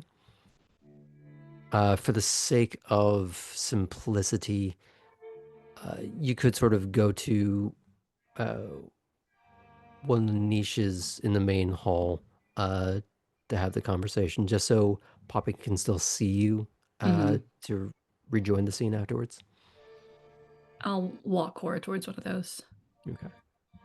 Like between some like fern and like a More between pillar sort with of a like the vase on it or pillars, something. Yeah. more the pillars that support the walkway above that goes around the entire main hall. Gotcha. So I'm next on your list. Well, yeah. We gave it a try with Artem, and even though there's a bit of an interruption, I don't think that that is really going to wind up being my feeding style anyway, especially if it's dangerous out there. And Poppy too, and she is great at what she does, but my mouth got in the way even when she brought guys right to us. So I don't think that's really my style either. Just still sort of feeling things out. Uh, you know, So for you, it's a struggle of style. I guess that's what it's sort of feeling like. You can put it that way. I mean, I have maybe some hang-ups that I'm trying to overcome. I don't know if it was more a little bit of my curse talking or what, but the only time so far that I've felt a little bit better about the whole thing was when we were all together the other night dancing. It just sort of seemed to flow. Have you felt that way before? Uh, yeah, yeah. That was back in Frankfurt. How Dita and I ended up meeting, so it was good. And after that first feeding, you know her name, so is she someone you came back to? Yeah, that's right. Maybe that's your style. Hmm. I don't know if I can take you one-on-one feeding with me. It's one thing to be in a group when you can't pay as close attention. To be honest, I don't think Poppy and I have that dissimilar styles, so if it didn't work with her. But I do want to give you some things to think about. Okay. We have to figure out what our blood preference is. We can't get nutrients from anything else. Not that yours is the same, not that you have a blood preference, but you seem to be struggling for a style preference. And you've done a lot of process of elimination. You just need to tap into your style. Sure. How long did it take for you to sort of figure things out? That must have been tough. I was embraced by a very old Ventru. This wasn't his first time helping a fledgling find their preference. We've discussed who he is. I had the luxury of ordering in the first couple of times. I see. I'm glad you had a smoother pathway to figuring things out. I felt like I did when I was in Frankfurt, but as Leland has said to me, maybe I got a little too comfortable too quickly. What made it feel comfortable there? Was it tapping into that music and having someone you enjoyed feeding on? You know, I think that was it. The music, right? It let me focus more on my body, I think, than my mind. I could just things just flow, getting out of my own way. And there was an expansiveness to the night too. I mentioned it's hard to explain, but there were elements of other more comfortable experiences kind of around me. Well, thankfully, Savannah's got a lot of music venues. Of all Yeah. shapes and styles. Have you heard of the concept of a herd? We sort of talked about it a little bit all together when Poppy and I brought up having some trouble. Right. You know, there's a comfortability and an ease if starting from scratch each night is tough for you. Find someone you connect with, exchange numbers. invest in them. Sure, right. I could maybe do that again. But for now, if the music made it easier, go look for the music. Yeah, I think you're right, Kate. I think following the music is probably the way to go.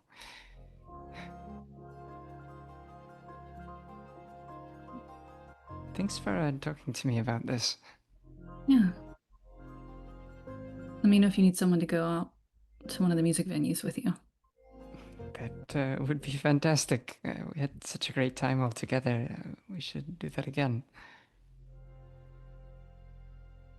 Yeah. Well, you've got my number. I promise not to ignore your next message. I wasn't ignoring it, by the way. I was just driving from Hutchinson. Well, responsible driving is important, so.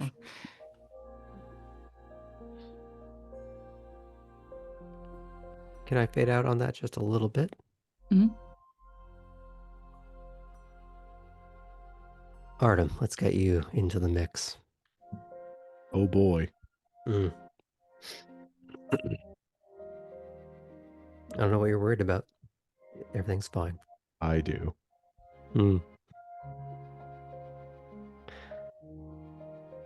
So, knowing that you are going to Elysium, how did you want to adorn yourself? Are you wearing the juicy sweatpants as well, or I don't know if they make them in his size, honestly. you need two pairs? Yeah. That's how clothes work. So probably dressing up about as much as he does, right? His nicest track pants. Yeah. Probably a collared shirt. What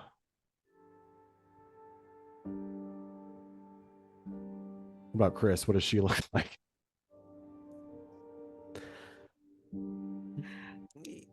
She was definitely humming and hawing on a few ideas. She did get one of her nicer tank tops, and she was kind of leaning into what Poppy was really focusing on with more of a crop top, like show off the abs a little bit, and looser jeans, like still like cinched in with a belt, but more baggy. So it just kind of has this draw to sort of that hip orbit. And then on top of that, just one of her leather jackets with the studs and a backpack. Because maybe, just maybe, she doesn't have her own tracksuit, but maybe a little more cozy somewhere in that bag. Mm-hmm. Roll for Detect Kigurumi.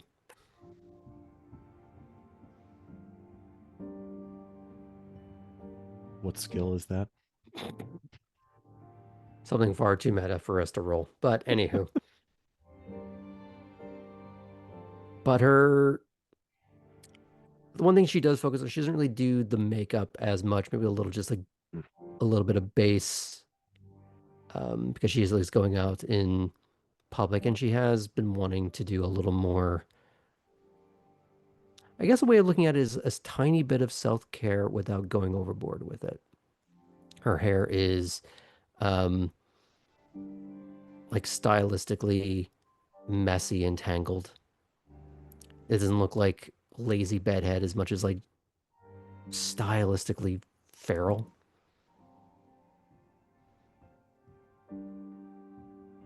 It's like she's always trying to capture that windswept look.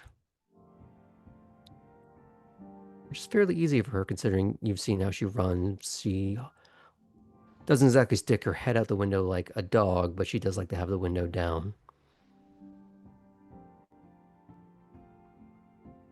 Seems to bring her a little bit of ease and peace. As you roll up to Elysium and you're eventually waved through, And I'm assuming you're not going to be giving Bruno any guff. Just a quick hello, Mm-hmm. Yeah, same as from is our her. custom. Mm-hmm. It's basically just beef recognizing beef and then just allowing you to pass. It's just that scene from Full Metal Alchemist. Mm.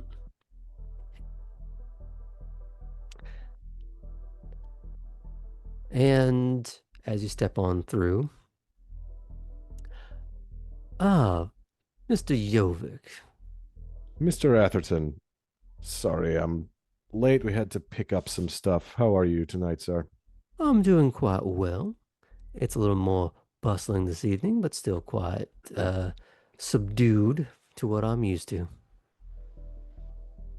Some of your party has already arrived, I believe. Perfect. Would you like to see the space first, however? Sure, yeah. Please, follow me. And he does lead the pair of you upstairs, where it definitely looks, it's not like a home theater setup or anything like that. There doesn't appear to be sort of rows of sort of staggered seats or anything. It's more just a very nice living room. Oh, this is perfect. Yeah, it's much like some of the parlors that you've seen. More white couches, but and chairs, but less of that. Less of a couch that would fit into like a 19th century upscale house, and slightly more modern, more comfortable. This seems more like that's kind of the purpose of the room. Isn't the impression you get is not used very often, but it seems as though as he opens it up and it's all settled, that he's almost pleased it's in use at the moment. It's all arrayed. There's a tray on sort of this ottoman in front of the TV where there would be a coffee table, except it's a great big ottoman that matches the couch, the sort of almost U shape. And on the tray is the ask for selection of movies and the remote or remotes. I trust that this will suffice your needs. Oh, this is excellent. Thank you very much. Of course. Is there anything else I can provide for you while you're here? No, I guess it's not supposed to be like a private event, so if anyone's just wandering around, feel free to let them know that it's going on. Thank you so much. Of course, I don't know if it'll fit everyone downstairs, but That is true. would you like me to make a general announcement or simply word of mouth? I think word of mouth will do. Of course. Well, I'll leave you to it. Would you like me to let your party know that you're up here, or would you like to Yes, go find them please. yourself? Okay, I'll set up the movie. Thank you. of course. And there is a small room that juts off from this one, and she goes in there to presumably change out of the more presentable clothes into something maybe more movie friendly. Can I pan out from you? Is there anything else you want to do at the moment? Okay. I would like to fade in on... Actually, I think now would be a good time to go for a break real quick. Get some refreshments, get set up. We'll pick this back up in a few minutes.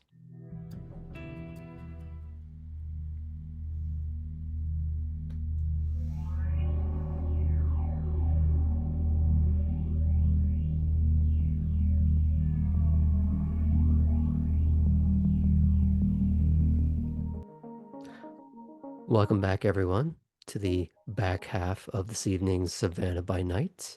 People are just arriving at Wormslow to have a few smaller conversations and interactions before they get on with the movie night, which will be beginning rather soon. We will rejoin Poppy and Ellie in the main hall, as I believe Ellie had something they wanted to ask Poppy. Hi. Oh, hey. How are you? I'm all right. Thanks for the movie night invite. Yeah, of course. I mean, it sounds like it's going to be a fun time. But yeah, probably will be. So about my the excursion that I was planning. And Poppy will kind of like try to gesture Ellie like maybe into a corner or somewhere like less in the main area. Sure. So my thought was I'm gonna scout a few spots, mostly for any any offices that usually do the procedures for putting trackers into different animals. Mhm. And my idea is that I collect some of those chipsets. And if there's a particular items that are used to insert those, then I might use those. But that also might be a thing of cobbling something together that doesn't get our arm ripped off. Right. Something to insert it at a distance as opposed to right next to Fluffy. Or at the very least, at a something that can quickly administer it, as opposed to needing a slow process. I understand. Ellie, what does your research look like when you look up things like this? What do you do? Like finding a spot. Well, uh, my fingers usually grow into the computer system. And with that, I just kind of connect on a mind level to the computer. I'm really good I know at how to researching. Google, Ellie. I have a lot of time and I know where to look. An incredible non-answer. And I'm very stubborn. I don't know, it's very hard to be very descriptive about what I look for. I just spent some time looking on the kind net to find what they know about mudmen, which is not a lot. Did you know they're really into cryptids? Cryptids? Like Bigfoot? Sorry, that was out of character. I'm wearing my Bigfoot hat. Like Artem's? Artem's like, Like Artem? Artems? Yeah, something like that. Okay. Just curious in case, I don't know, just trying to gather information. I mean, this particular thing will be mostly probably me looking up the various vet offices around and then going to those websites and finding out which one of those offer the particular services I'm looking for. And if they're high end enough, then I can kind of guess what security measures they have. So my role in this is just you are if you don't mind me saying, shockingly good at not being seen. I don't mind. So I figure someone else who is actually as good at that could be helpful. And how good are you at breaking into or getting into certain facilities behind locked doors? I can handle that. Can you would do you it be coming? without? Can you do it without kicking the door down? Oh yeah, Okay. yeah, that's not a problem. Would you be coming into the location with me, or are you acting as the quote unquote guy in the chair? Oh no, I want to be in it. Also, Freaky. how else are we gonna identify the exact chips I need? Cool Ranch or nacho? Sorry. Mm. This is very serious. Sounds good. As long as I get paid, I'm in. You might that miss that Ellie does do a little like um okay. Although you do make a good point about someone being on the outside. We might need a getaway driver if things go wrong. It's always helpful. Unless the office that we're in is in a city where we could just kind of blend into plain sight. Yes. And the camera systems in this city aren't really that well connected. Which is good and bad. Well, it's good if you're trying to sneak around them. Really bad if you're trying to keep track of things, am I right?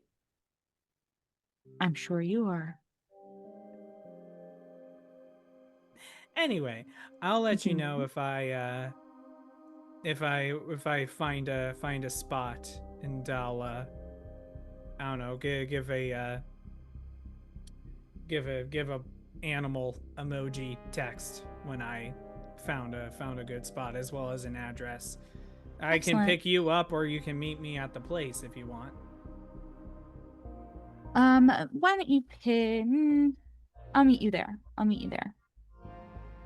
But I also would like to know more information about the job before I give you my price. Oh, negotiating. Mm-hmm. All right. Well, the job is simply get in, get the get the chips, get something that could be. We'll start with getting whatever they usually probably pair, whatever they inject the chips, whatever they use to inject the chips near the chips. So get some of those, and then vamoose. Yes, but the main thing is we need a location so that I know how difficult of an entry it's going to be. I need to know about cameras. I need to know about security. That is all, as I'm sure you can imagine, that will add a little bit of monetary value to my job listing. Understood.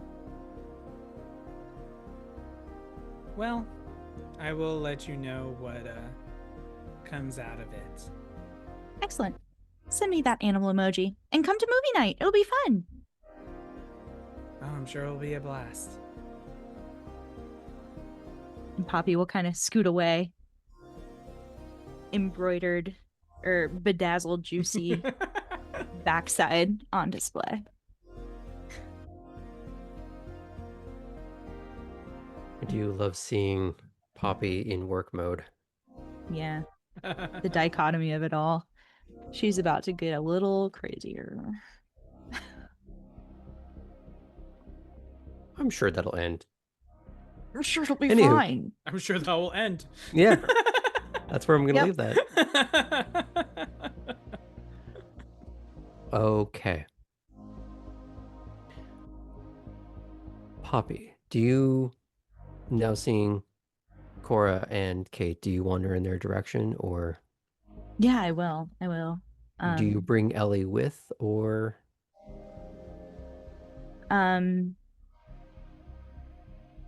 Poppy will make it so that Ellie can choose. She'll be like, she'll do a thing with her head when she's saying, "You want to come to the movie night?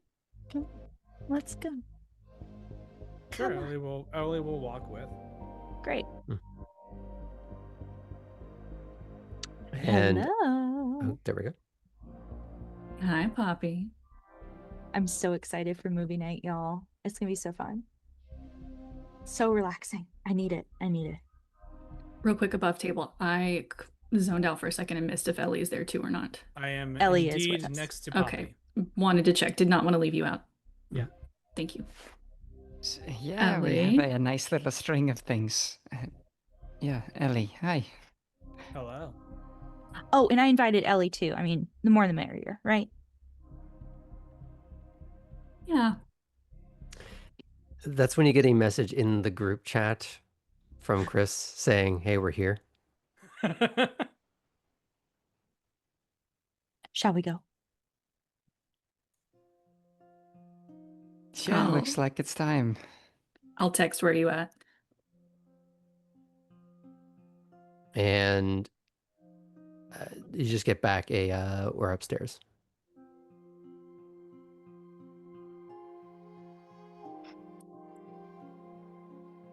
Do you all go, or Yes, with enthusiasm.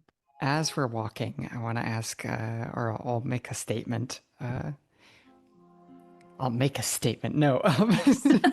Take a stand, Cora. Ellie, you're gonna want another driving lesson at any point. Driving, yes. Sorry, that was. Yes, driving. I would like another driving lesson at some point. Okay, exciting. Maybe we can set something up.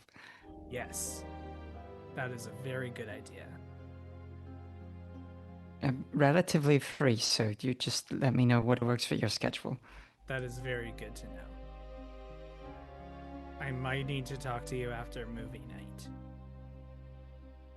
Oh, all right. Yeah, sure. Poppy will give like a this face to Ellie, being like, Yeah, Ellie will also nod to Poppy. mm, mm. it's very doctor. I'm gonna quietly lean into Cora. Make sure you don't miss your chance to talk to Max while he's here. Good idea. Maybe during intermission.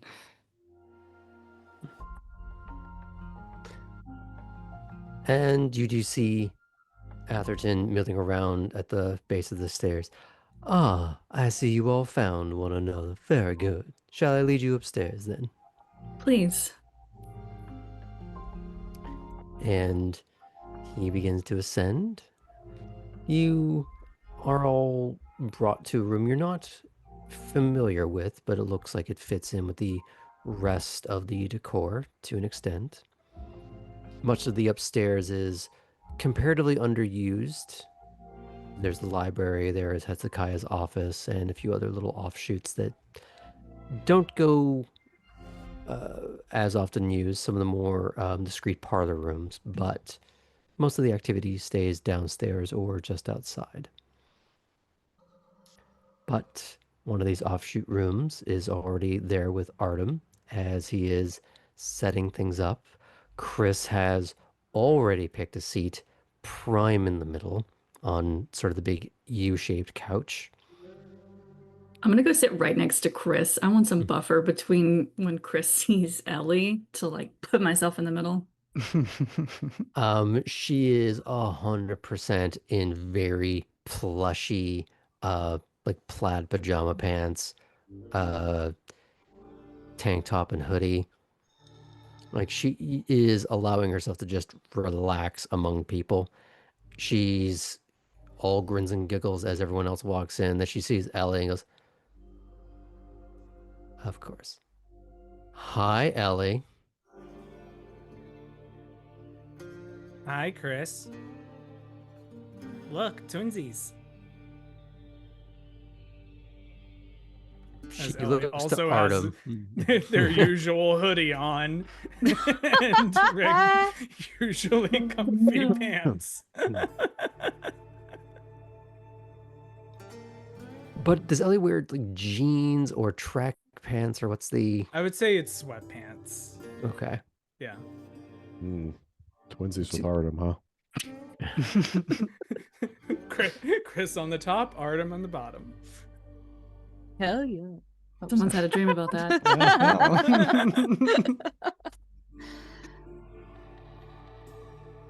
Well, that particular moment of the Spore character creator will not be forgotten anytime soon.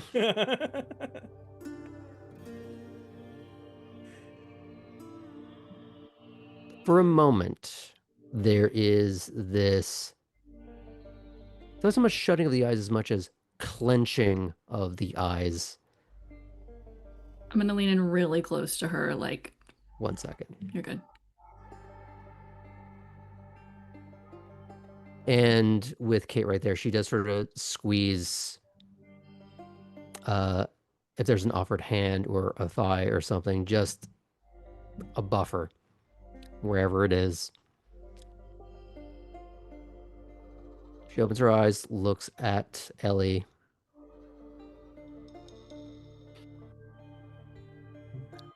Have a seat.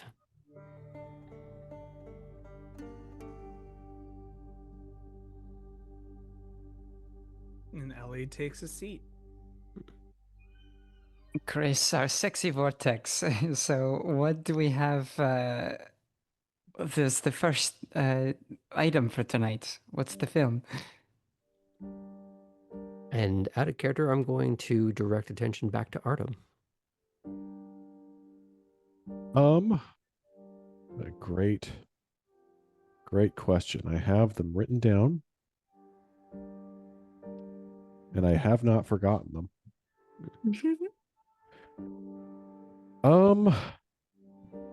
Artem, you did bring the movies, right?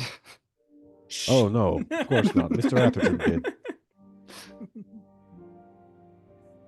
I thought we would start with Duel. Oh, great. You all are going to love it, or at least I hope you are. I missed the title there.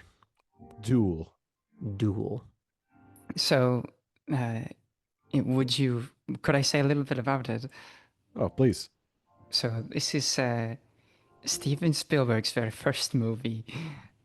There's not a whole lot of talking, but the way that it works is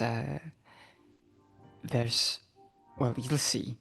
But essentially, a traveling salesman makes a bit of a questionable move cutting off a truck driver, and things escalate from there. Interesting.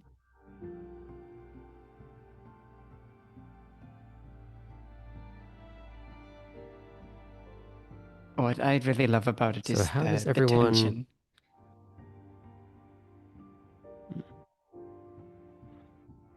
So how does everyone arrange themselves on the seating? Artem will sit next to Chris. On the other side. Oh, Poppy will sit next to Artem so that she can deliver her gifties. Oh, hell yeah. Nice. Like, so this is I got breakfast tea and a Christmas Perfect. tea on Excellent. mine. It's this babushka named Roxlana from Ukraine. It's I mean okay. her granddaughter like runs her website or whatever, but I found this. Smells really good. I did take a whiff. And then these are the cufflinks. And they're kind of again Ukrainian inspired here. It's silver, sterling silver. And then these are some concert, and she'll whisper, concert tickets. I don't know who you were gonna take them, go with, I guess. But this is Baroness, who is they're like a local, like heavy metal band, and I feel Awesome. like that's great for headbanging. Headbanging was what you mentioned, and this is like very very local scene. So, yeah, here you go. This is perfect. Thank you so much. I owe Yeah. you drinks at least. Oh, at least. Don't worry. No. I you don't owe me anything. You're fine. I am fine. Yes. Thank you so much, Poppy. Yeah, of course. I'm almost assuming that you're trying to have this furtive conversation before sitting down, because if he's just on the other side... Yeah, the other Yeah, side of right, Chris, yeah, I yeah. realize. Maybe if- Cora is busy talking He's about just like- Steven Spielberg. Yeah. There, you've got cover. Mhm. Now, where does Ellie try to sit? Right on Chris's. No, I'm kidding. Ellie's Chris is what?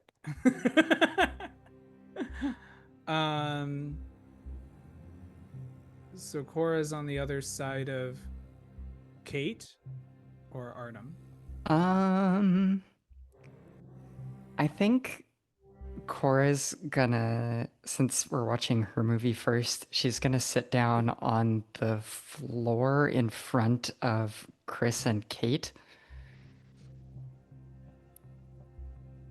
Oh, okay. So actually, is it a couch situation?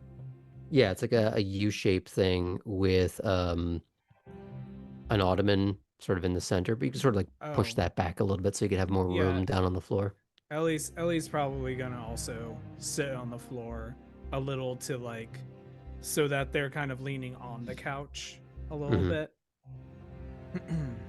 So, But a little bit out of the way, so you're not just seeing Ellie the whole time. I'm assuming you're scrooched down kind of thing. Yes. So basically, you're leaning against the couch, like between Chris and Artem. That was not. Oh man, I don't want to be right next to Chris. Probably more Just between claws over the top of the head, maybe palming you more like a Spalding. between Artem and Poppy. Okay. A little bit of buffer. Yeah, a little bit of buffer there. Okay. And if either Kate or Chris wants to like put parts of themselves on Cora while she's sitting there, that's absolutely fine. You're in a prime spot for head scritches. Exactly. Does Poppy text Yvette?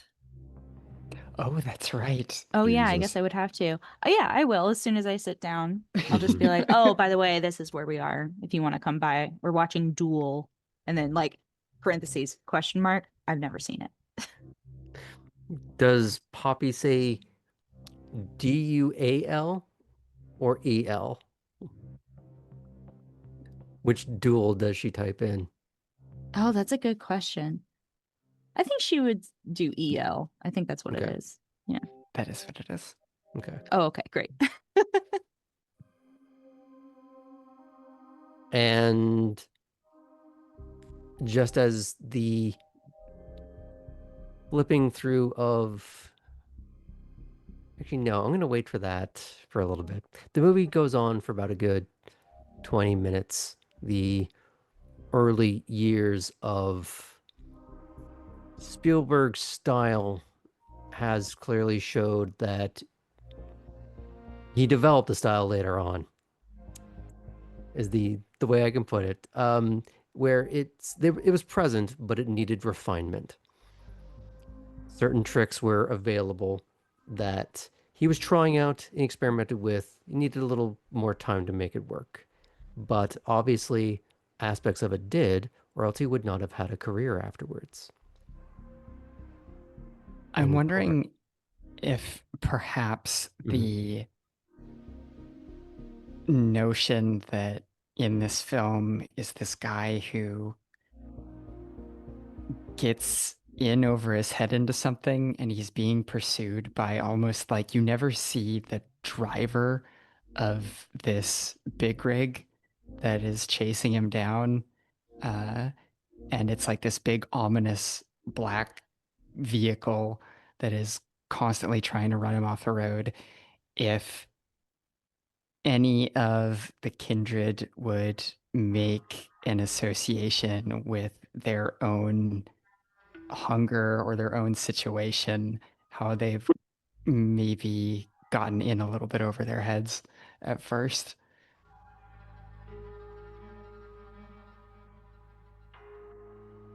If it speaks to anyone in that way. Also, it's just kind of a fun, tense, good movie that just illustrates a lot without a lot of words. So, Yeah, I feel like that message would hit Poppy pretty well. She'd be pretty enraptured with it. I think the thing that would hit Artem the most is the facelessness of the driver, the fact that you're never quite sure what's coming after you, but you know that it is. yeah, it's almost like it feels like this machine is like some sort of evil presence almost rather than something with an occupant. for Cora especially, there are moments when that tire squeal is not emanating from the speakers, but you feel it in your ears. You get the tactile feedback of tires, drivetrain, wheel in your hands, but it's gone. Just as much as you realize it's happening, that it isn't just the bass reverberating through the floor, it's gone.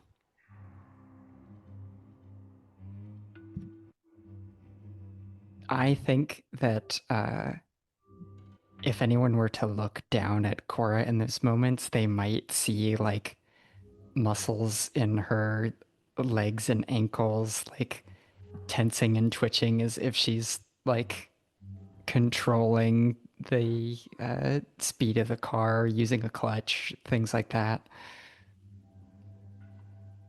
Maybe her hands gripping a little bit. Or his backseat driving the movie. You could choose to interpret it that way.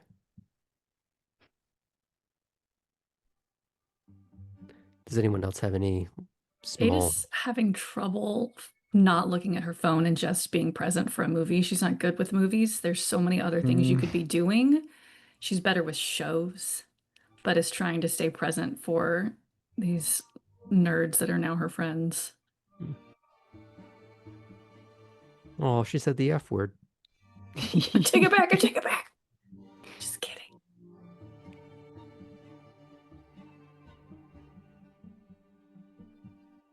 I think Ellie is kind of relishing in the suspense of the movie itself, and maybe even during one of the few times where maybe there's a lull in the action, which might not be that many. There are, yeah. Yeah, goes to Cora, and like gives like a thumbs up, like Good choice. Yeah, Cora's gonna grin.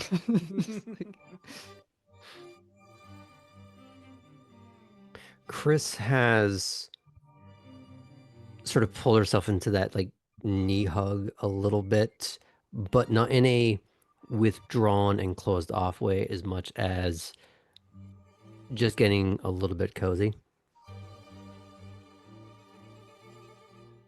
And when she shifts during the movie, little comments here and there, she might have, because she's on or in between Kate and Artem, there's a moment where it's just like arm linked through one, head on the shoulder of the other, and then sort of shifting a little bit between which one is which. As if she's just trying to let herself get comfortable with the people she's sitting with. But she otherwise seems to be enjoying it. But as the movie eventually draws to a close, do any of you want to get up and take a little stretch while the movie is cycled out? I will. Okay. Who else is going to be getting up? Poppy will do like a little stretchy yoga moment, but she'll stay in the room. Okay. Yeah, I'll stretch my legs too. And by stretch, you mean going out of the room for a few or just staying in the room? I feel like in this instance, Cora probably was fairly engrossed by this one and wouldn't have necessarily noticed that. Well, no, she'd be kind of looking around and see how other people are interacting with it if she didn't get caught up in it. So maybe I would have noticed that Kate's checking her phone, and I could follow her Trying and not to. ask. I would say a little harder for Cora to notice because you're sitting on where the my floor in seating front of her. position is, and it sounded like I was kind of wrapped up in it. So yeah, then in that case, I'll just do a stretchy thing like Poppy, and then get back to my spot. Okay. So let's follow Kate for just a moment. Where are you going? Since we're upstairs, I'm gonna walk out to the balcony, give a glance over, see if I see anybody. So you want to try and make your way to the wraparound sort of gallery above the main hall. Okay. It's a little more subdued. You do see a few pockets of people. You do see, would you recognize Costello? I'm trying to remember if you've, Yes. okay. You do see that is who Keller is talking with, and a woman that you don't recognize. You do see Innsbruck talking with. Who would he be talking with at the moment, actually? Oh man, I gotta talk to him too. I don't think you'd recognize him, but you would be seeing him talking to Sebastian Stanford. This not quite platinum blonde, but sharp blonde hair, somewhat spiky, tasteful, but very stylish modern blue suit.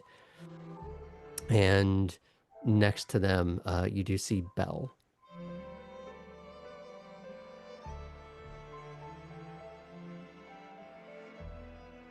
Does Belle look up any? No, she seems to just be paying attention to the conversation that she's in. She doesn't seem to be saying much as active listening. Because you're not trying to get anyone's attention, you're just looking. Mm-hmm. I'll send Belle a text from my perch. I'll just text her hello from upstairs.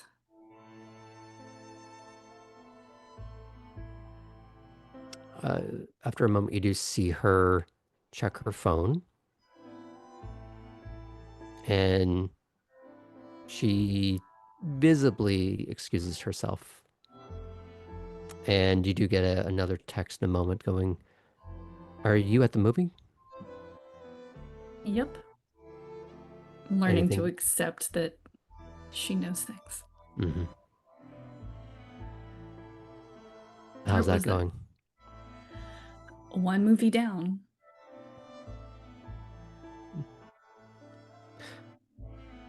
Need a quiet place to sit? Well, maybe not that quiet, but you won't have to talk. Sure.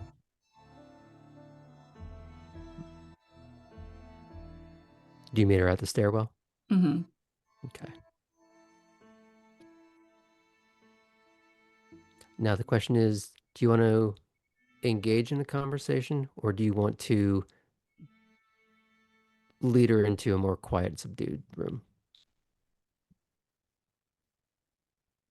What do you mean exactly? As in, you invited her up to a quiet place to sit. Do you start a conversation with her or do you go all in on keeping it quiet?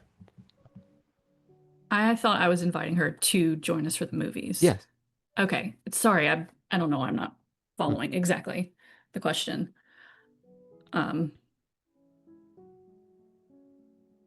So let me try this again. The option was you are bringing her up to the movie room. Mm-hmm. With the promise of it's going to be quiet, you don't have to speak to anyone. Mm-hmm. Do you start a conversation with her on the way there, or do you fulfill the promise of quiet? I'll just one or two polite sentences. Thank you for reframing. I'm following now. Okay. Having a good evening? It's okay. It's nice that it's a little quieter tonight. I can't promise they'll be quiet in the room, but I'll let you in on a little secret. hmm. People watching is its own hobby. I take it one you're good at. She just gives a little knowing smile and a shrug. I won't push her for any other conversation. I'll lead her back to the movie room. Okay. And Cora, you would recognize her. You only have Yeah. one interaction, but I'll just give her like a little finger sprinkle wave okay. and a smile. But you're otherwise just letting her be in the room, not trying to engage too much. Based off of our previous interaction, I get the sense that that might be what she prefers. I think that I maybe was a bit too much for her the last time that we interacted. So Cora's gonna keep herself a little subdued, but friendly. Okay. Poppy comes out of a back bend when she comes in and goes, "Oh, hi." Oh, Belle, Poppy, Belle. Hi, nice to meet you. Now, are you like all up in her face, or you're just No, I Okay. just like she saw me upside down first though. okay?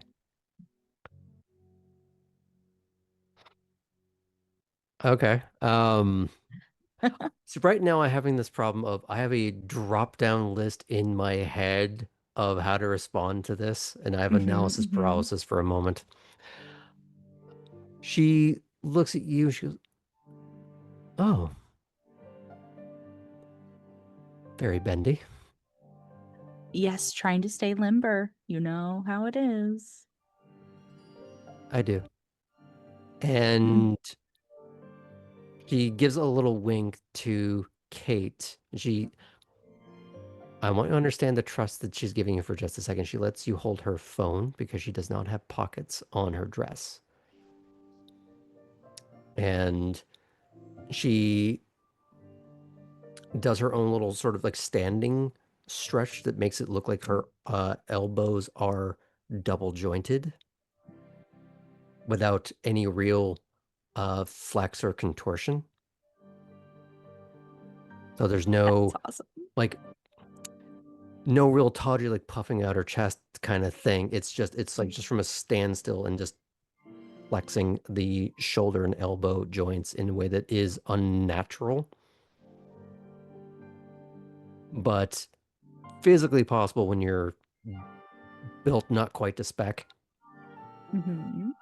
It's that hypermobility Riz. Mm-hmm. Poppy's like, oh, that's amazing. It's just something I do, I guess. Fair. But welcome in. I don't know what our next movie is. Artem, what's our next movie? Before we get to that, I do want to just pause for just a second. I want to see if Artem wanted to walk around first before we get back into the scene, if that's okay.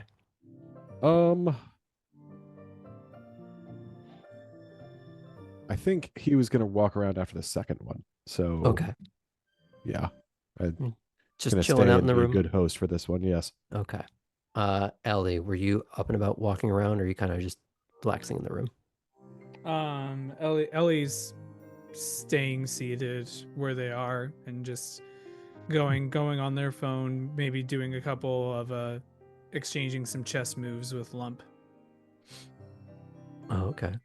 Were you on your phone the entire time, or No, just I took the phone out after while we're transitioning. Okay. When I give Belle her phone back, well, no, her phone would be locked. Mhm. She would have a text on it from Kate that just says, Poppy is really chatty.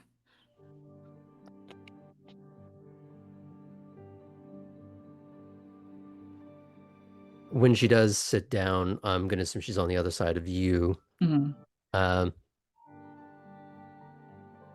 She just sends back, she's okay. But So, what did you all think? It's a lot of fun. Cool. Good. I'm glad you liked it. It is one of my Intense. favorites. It is intense. Yeah. Chris just gives you a little scritch in the back of the head, Cora, because I'm assuming you're back down in your seat. Yeah, I'll plop back down. I'll take that as approval. I was intense, but it was fun. Good.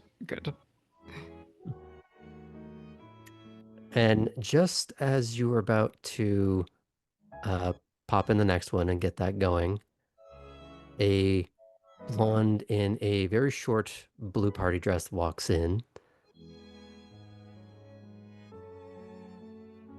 And Hey, Bed! You came! Hey! Oh my gosh, welcome. We did just finish our first one, but I think we're about to start the second. Oh, good. What are we watching? And I actually don't know. She makes eyes at Artem, but she doesn't go over and take up his space. She goes, "Hi, Artem." And she just sits down next to Poppy. Olympus Has Fallen is next. Kate, do you want to tell us about that one? I mean, it's hyper Americanism in the worst best way, but it was either this or election, and I didn't know if you wanted to see Reese Witherspoon play a high school student running for class president. So You do see Chris sort of do that, like the point snap. Like, oh, I've seen that. It's awful in the best way possible. which one? The election one. She goes, Matthew Broderick's a monster. Hmm. And the character he plays.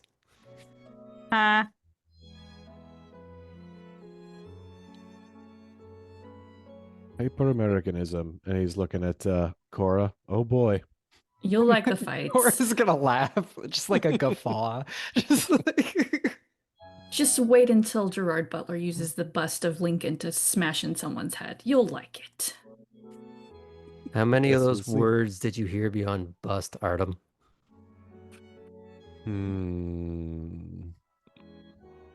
He probably heard Lincoln. Boobs and cars, y'all. I like to imagine in his head it's just like a Lincoln Town car with boobs. Oh no. Surely that's not what it is.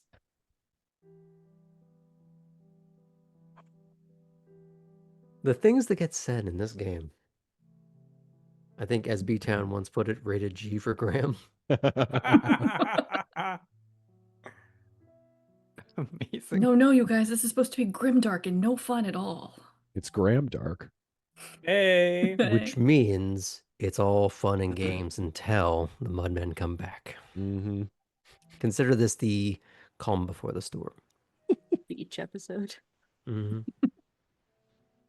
During the next intermission, I'm gonna see who else we can drag in here. Let's fill up this U. Cora brings in a mudman. Hey. I'd like it if he's just there next to us at some point. Everyone's Yeah, really just- focused on the film. And he doesn't actually have an arm, so it's just constantly making eyes at Artem. I'm not giving it back. Okay, let's rein it back in here. So, who would like to explain the basic plot and what you hope is the takeaway? This is just mindless popcorn fluff. Mm-hmm. I mean, the president gets kidnapped, the White House is taken over. Let's go murder a bunch of terrorists and root for America. Pew, pew, pew, America. Mm-hmm. And where's Gerard Butler from again? Yep. Mm-hmm. Butler, California. The character, maybe. Look, Gerard Butler, Morgan Freeman, Aaron Eckhart, explosions. What more do you want?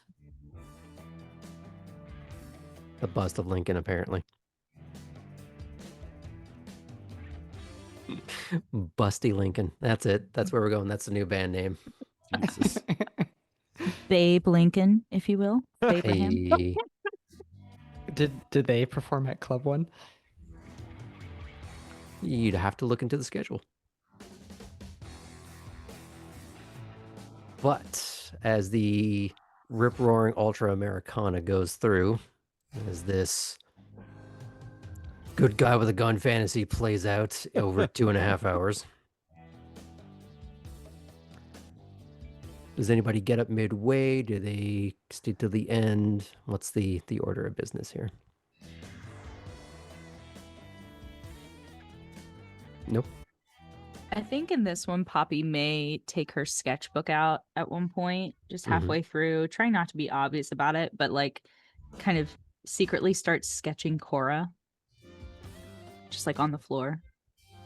Oh. Is this Yeah, sort of like well- from like the back of the head kind of? Yeah, angle? Okay. yeah. Like since it's Cora's like backlit, so she could do the silhouette pretty well.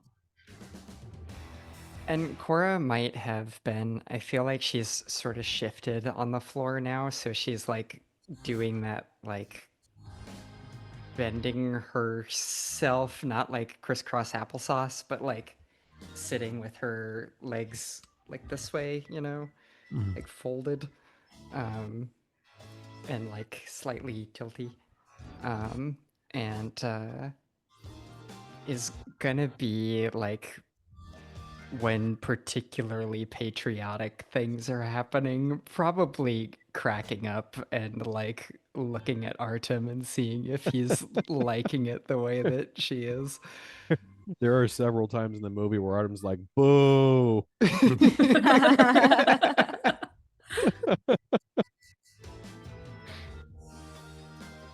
Even though Kate is sitting right next to Belle, she'll still text her at the end of the movie going, please don't feel like you have to stay out of any kind of obligation. And she'll just text back, "You're trying to get rid of me?" No, just checking in. Mhm. It's like when you like introduced a friend to your other friend group and you're like, what if it's weird? What if it's weird? Interestingly, there are one or two moments where Yvette will walk around the back of the couch to plop down next to Yvette. Wait. Wait. Not what's to Belle that? will. to Yvette separates herself from herself. Yvette She goes is to sit down next to Malkavian, right? Belle. So Yvette Good news, goes to Artem, sit there's next two to of Belle. them. Next to Belle Okay. she'll whisper something quickly to her, but she doesn't seem to be expecting a response, or at least not a verbal one. And there does seem to be a familiarity there. One or They were two very both small track giggles. girls, aren't they? Hmm? I said they were both track girls our very first night, weren't they? Or second night, whatever it was. Specifically more grid girl, but yeah. That's the word. Thank you. Yeah. And then she'll go back to sitting beside Poppy. There's one time where she uses that back and forth to just very casually brush fingertips across the top of Artem's shoulders, but she doesn't do anything else.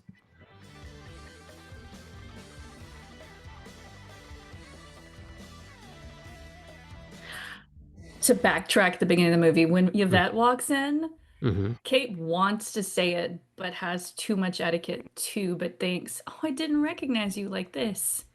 The last time she saw Yvette was when she was holding Artem's phone. Uh-huh. Mm. Oh,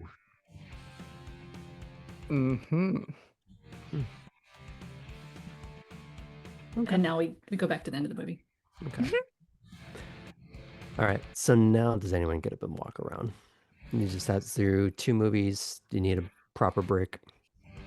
I will say that Ellie was probably a little more distracted in this movie, mhm. kind of taking some time to observe the group and If you're sitting on the Seem- floor in the front, it is a little harder to observe. So maybe you would have found another perch, or because otherwise you're basically sort of on the floor and then turning around to just look at everyone. yeah, I'm watching the actual movie, which is I'm watching the react video. Yeah, the awkward rom-com that's happening in different places on the couch. Or maybe it is one of those things where Ellie hears like someone moving and like does a little like, and so gets to see some of the interactions, but maybe not like watching everyone. Okay. Yeah, how did Chris do during that movie? She laughed, but it's in a... I'm recognizing it that it's a dumb, bad movie. High art, this is not. No. There's one or two comments from her where it's like, when other people are making comments, booing at the movie, there's laughter. Like, it's definitely a communal, like, I wouldn't say hate watch is the right word for it, but just like communally enjoying how bad something is. And that's what makes it fun. And that's why Kate picks this one. Mm-hmm. But I think that's a good time for them to maybe take a break, walk around, or if you want to talk to each other or other people. So, who goes first?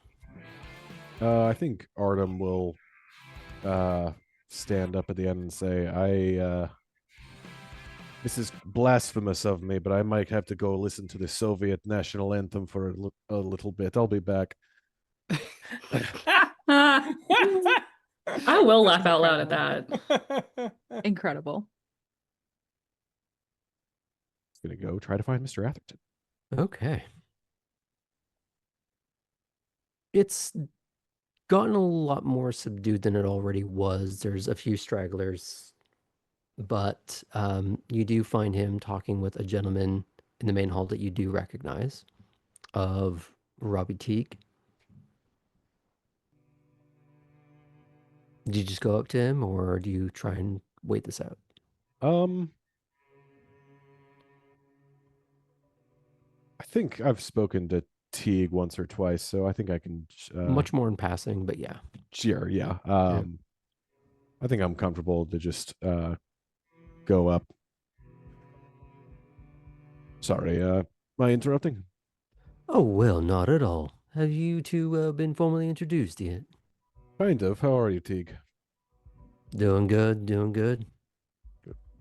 I was just being brought up to speed on the latest incident. Oh, yeah. Good to see you're still in one piece. Yeah. Glad Cora was with us. I thought I had the whole area scanned, but I missed it. Well, you're new to these woods, right? Say it again. You're new to these woods, right? Yeah. Easy to miss when you don't know it that well yet, Yeah. because I didn't know. everything's new and unfamiliar. Yeah. I was gonna say I didn't know that was an option either. Well, glad to see you're up and about. A lot of new kids wouldn't be so lucky.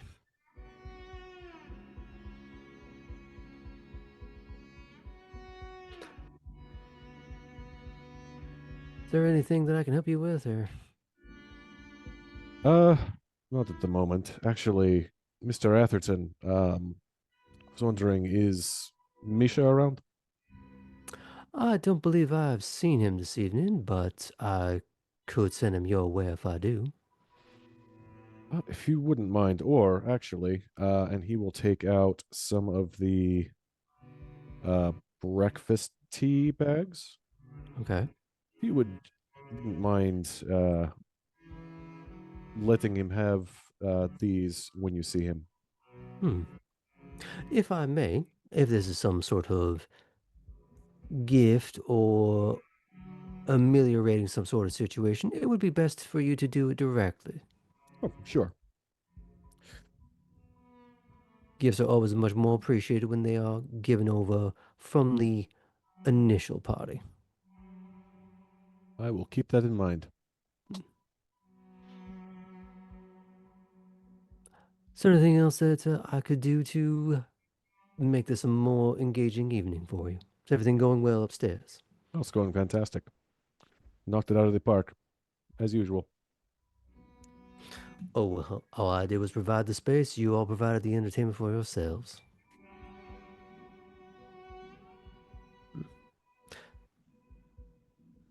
Is there anything else that you want to ask him or get into down here?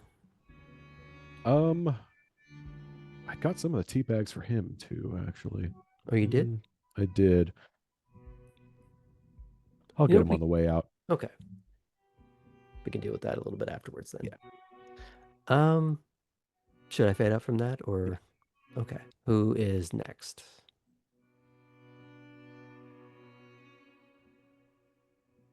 No, I'll just pick it at random. Cora, what are you doing? Okay, sure. I would like to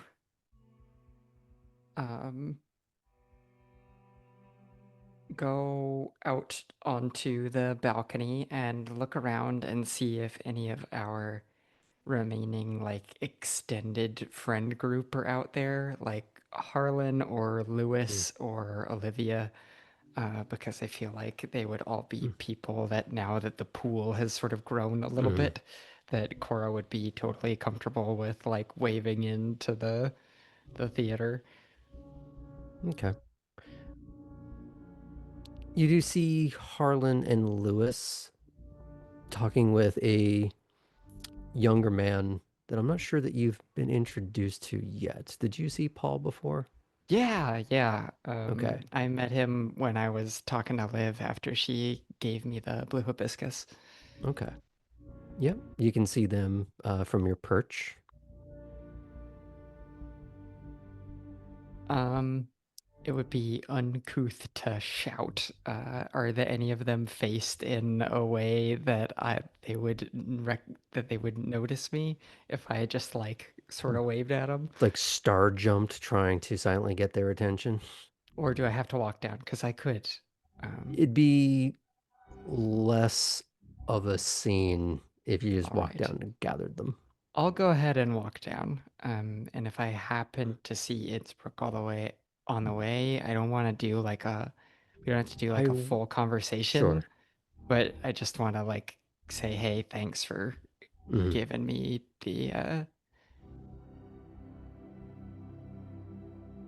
one free cleaning with your associate. Came in handy and she did a great job. I'm trying to remember who I said he was talking with, actually. Right, he was with Belle and Sebastian. That was it. He seems to be on his own at the moment because that was like 2 hours ago. Okay, Um, perfect. oh, I'm glad that worked out for you. Yeah, it was great. She didn't really want to get into the details of if I needed to use them again, what I should do. Are they sort of an exclusive arrangement, or is it the sort of thing where I could just show up and... It's, put it this way, treat it like any other dry cleaner, just more discreet. Okay, perfect. I got the feeling that maybe she worked for you directly. Is that the case? Something like that. Hmm. I take it you were kind and professional with her? Absolutely. I was a little bit curious about the magazines that she's tending to read. It's old, out of the print issues, you know. She said she seemed to take what's the word, like an anthropological interest in them. So I suppose there's some joke in there about people watching. yeah, Hmm. there is. We all have our hobbies. And I suppose her hyperfixations aren't any different than anyone else's. No, it's plenty fantastic way to pass the time. Hmm. Was kind of wondering if maybe she was thinking about a previous era, just out of a sort of nostalgia, or it was more academic. Hmm. Well, if she hasn't told you, I won't ruin it. Of course. Anyway, thanks. It's good to know that I can go ahead and use the services again if I need. Just remember, discretion comes with a price. Absolutely. Tell your friends.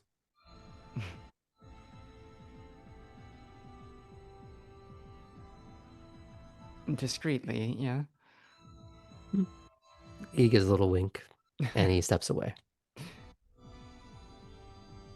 Harlan, Lewis. Oh, how you doing? Doing great. We're having a movie night upstairs that Artem and Chris put together, and it's been a lot of fun so far. You missed the first couple, but we have space. Yeah, I could be talked into that. What about you, Lewis?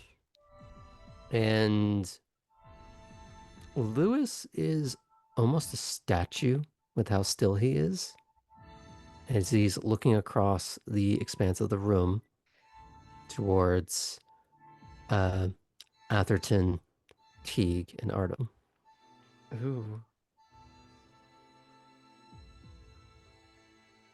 Thanks. Hey, Lewis? Oh, hi.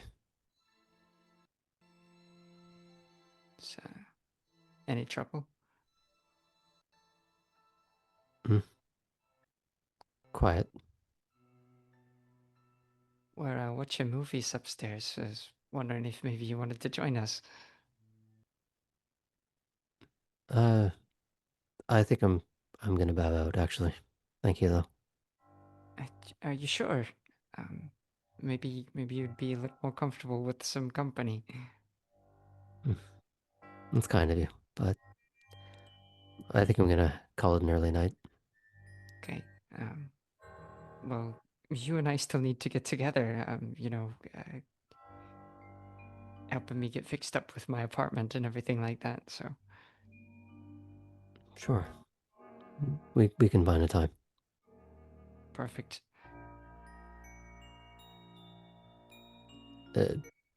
Yeah, I'll see you up there. Okay, see you in a few. And you see him turn a slightly more attentive eye towards Lewis as he walks with him towards one of the doors.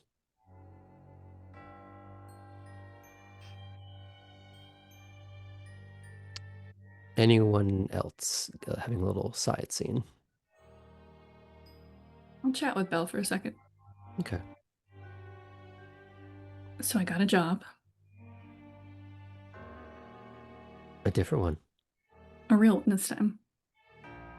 Good. Is it? She looks at you for a little while longer.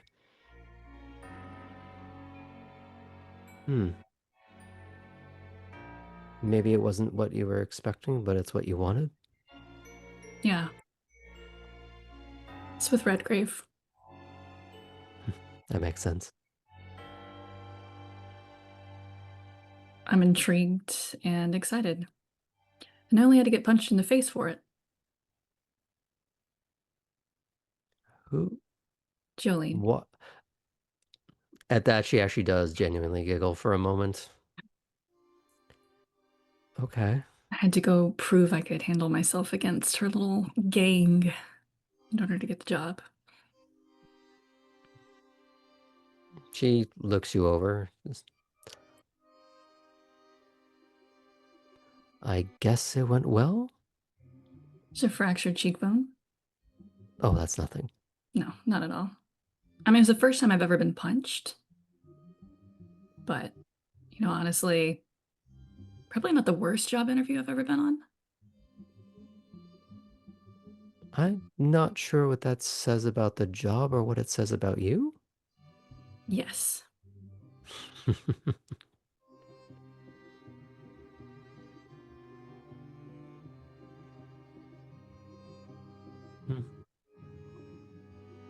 I'm happy for you. Thanks. I'm excited. Are we still on for the opera next week? If you want to be. I like that. I can get us seats. Looking forward to it. Do you continue a conversation with anyone else, or are you just going to enjoy a bit of companionable silence with Belle? Unless anyone else comes to Kate directly, I'll enjoy a companionable silence because I'm gonna let the conversation with Belle in there. I'm not gonna push her any further. Okay. Feels like a lot of back and forth for Belle. Mm-hmm. I'm gonna say something to you, Kate. We'll come back to that in just a second. As Ellie, you're on your phone. Yvette turns and sits down on the ottoman, almost right in front of you, crossing her legs. I don't think we've met yet. Hi.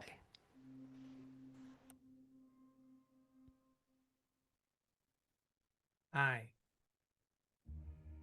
What's your name? Ellie. And Ellie puts their hand out to shake. Mm-hmm. Now, out of curiosity, I know Ellie's hands are somewhat continued to, compared to Spec, is all out of shape. They're when someone says you wrap your hand you wrap your hand in theirs. For Mhm. Ellie, it's like you can literally wrap and the fingers will go a little further It around. coils. Yeah. But is it clean? I mean, as clean Relatively. as clean as a someone who definitely clean for someone who lives in the Warrens. Okay. Mm-hmm.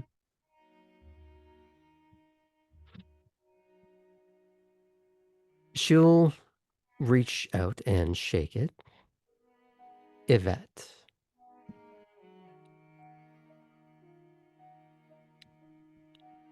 So, who do you know around here then?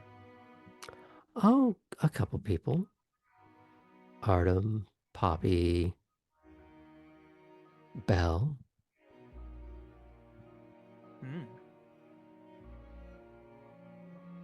What about you? I know a couple of the new ones that have been here. Oh, Well, the ones you've met here already. going well? Sure. As well as it can be with meeting new people. Well, maybe when we're not in the middle of movie night, we can head on out somewhere and get to know each other a bit.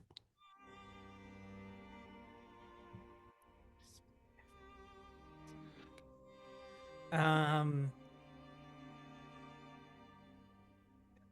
Uh. I guess we could. What's wrong? No, it's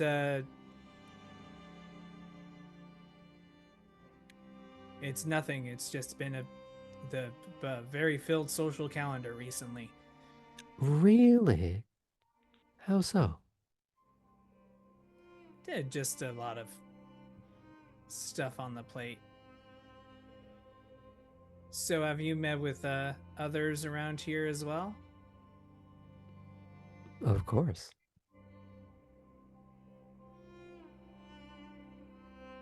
Hmm.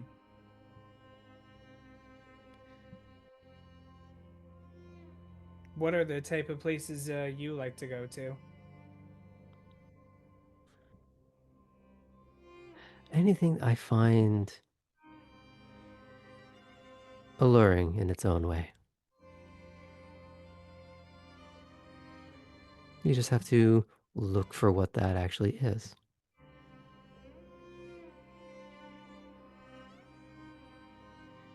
Interesting.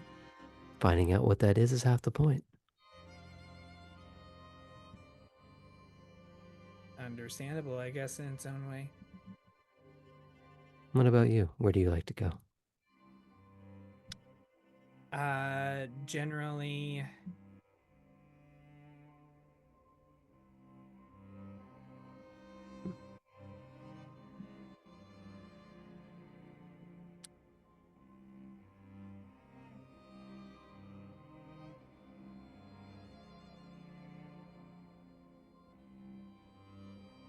underground.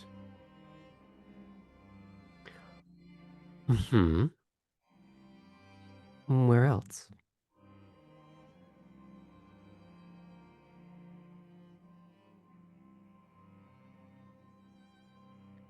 That's it, really. Oh, I find that hard to believe. Well, we haven't gotten to know each other yet.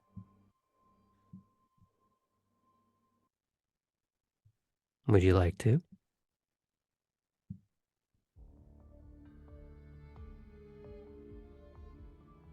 Well, it looks like some aspects of my social calendar might be free, so we could. Oh, good.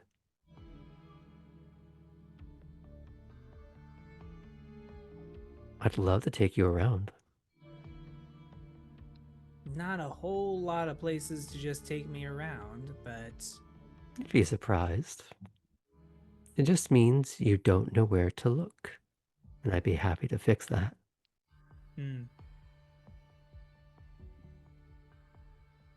All right then. And Ellie gives Yvette the phone with like, kind of like with the like, it has the contact info like name Yvette, Mm-hmm. and then she can fill out the rest. Mm-hmm. And she does. Now the question is, do you give her yours?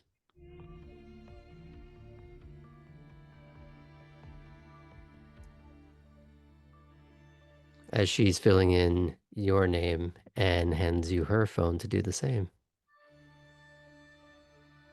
And it might dawn on you, where is she keeping that phone? Yeah, I just see the phone appear and I'm like,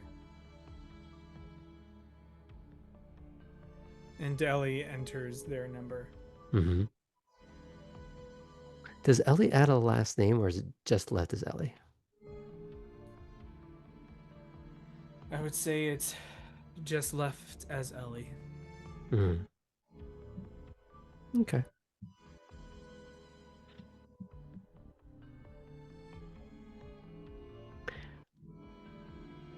And she'll lead you to it.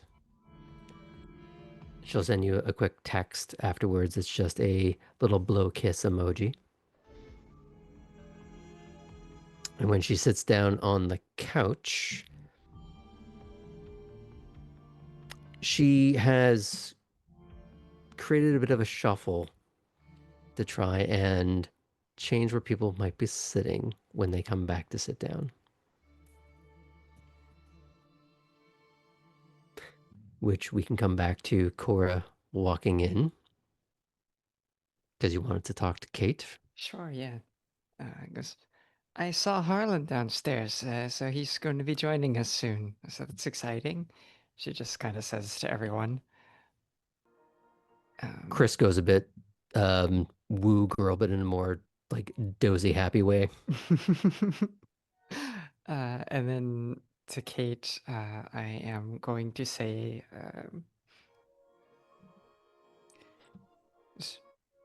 Kate, I feel 200% more patriotic after that film.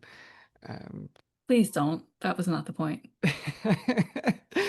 Was it a required watch in the DC court? So there's this show called Veep. You should watch that one. Okay, Veep. Really? Mm-hmm. If you want a real good look at American politics. I'll keep that in mind.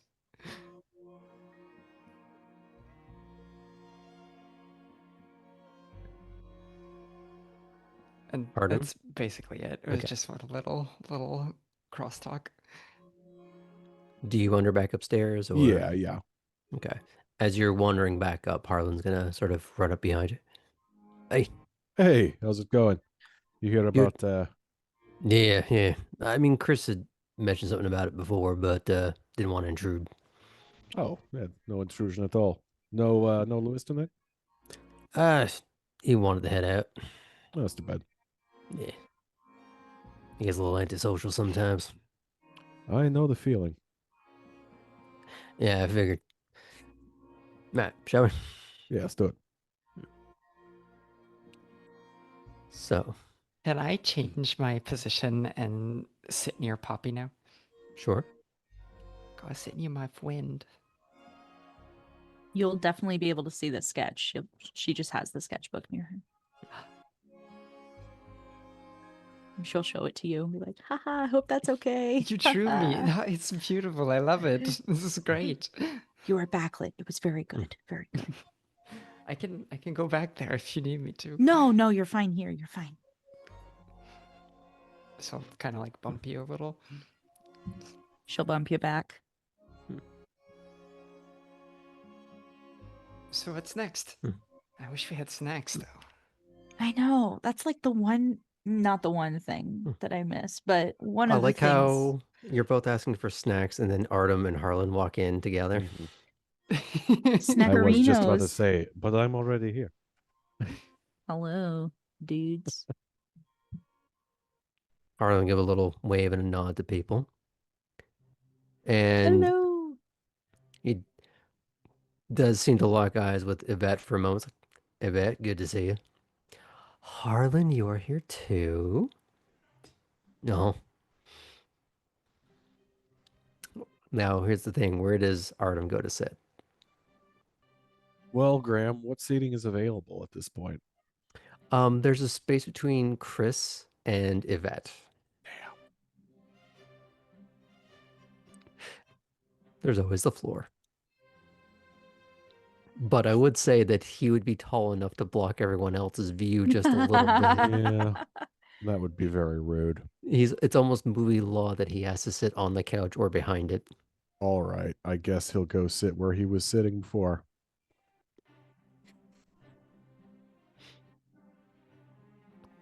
It's just a different person he's sitting next to Mm-hmm. on the right. I'm sure that'll She'll- be fine. She'll just pat your knee as a greeting, but she doesn't do or say anything else. Hi. Good to see you. Next up Mm-hmm. was Poppy. Pretty in pink. Tell us about it. The best part about it is Ducky Dale. He's an excellent character. Just remember he's a high schooler and that's why he's annoying. I always related to him growing up, but also related to Molly Ringwald's character, because she's poor. I'm not really sure why I picked this one. This isn't even one of the better John Hughes ones. I mean, Ducky's Uh, the best part, but it's also the worst part that he's, I'm not gonna spoil it. Yeah. I would love to hear what y'all think about it. It's vaguely about class warfare. Did you know that they changed it because it didn't test well? It didn't. The producers were like, no, it can't end that way. No spoilers though. Yeah, feel free to talk during this one if you want. But the costumes are really good. Costumes are really good. And as Harlan takes a seat, I'm going to say sort of, I don't know who's at the end here, if it's Cora or Belle. Poppy on the other side. Oh, okay. So it would be wherever they are, he'll be sitting next to them. Yeah, That so it'll might one be of us, I Ellie, guess. because Mhm. Ellie has probably decided to move on to the couch itself, Okay. which is yeah. He'll give a little acknowledgement to Ellie without trying to force a further interaction. Ellie just- is suddenly very engrossed in their phone.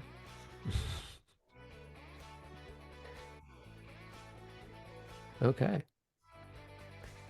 Well, as you settle in for I'm going to say the third and final movie of this evening. Because there's only so many hours, and we're probably wibbly wobbling it just a little bit. Are there any little snide comments people want to make? I want to know what everyone's opinions on her not picking Ducky is when we reach the end. Yeah, Poppy like screams out, "Whack! Whack! It's whack!" Poppy, you were absolutely right, and you should speak your truth. Oh God, like Ducky, I know it's total like friend zone vibe, right? We don't always love the friend zone, but Ducky was there for her. He didn't care about the money side of things, which apparently matters to these high schoolers. I don't know. But also, Um, young James Spader, incredibly attractive. So hot. Like the hair. What? Mhm. The hair. It's crazy. Yeah, It's really good at playing a villain from a very young age. Harlan, noticing that Ellie has been very engrossed on the phone while they're talking about how hot James Spader is, he's going to pull up an image of current day James Spader on his phone and just sort of wordlessly hold it in front of Ellie to see if he can get a laugh and then just bring the phone back in. Yeah, while saying, yeah, total dreamboat. There is a little smirk from Ellie.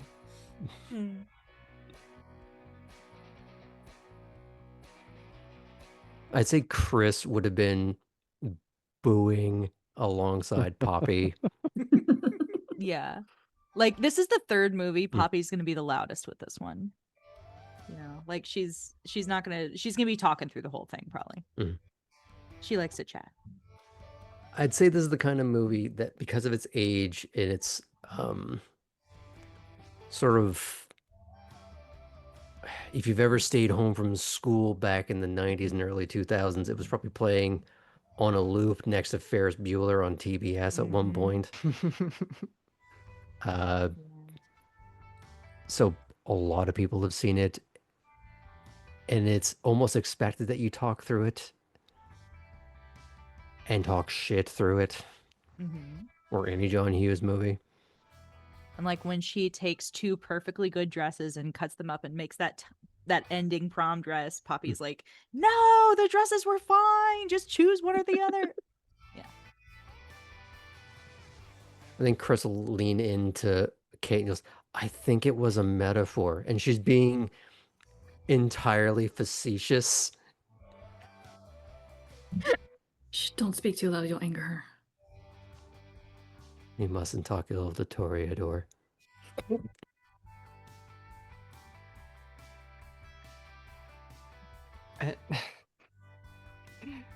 Cora is gonna say, "Well, haven't you cut up an outfit or two?"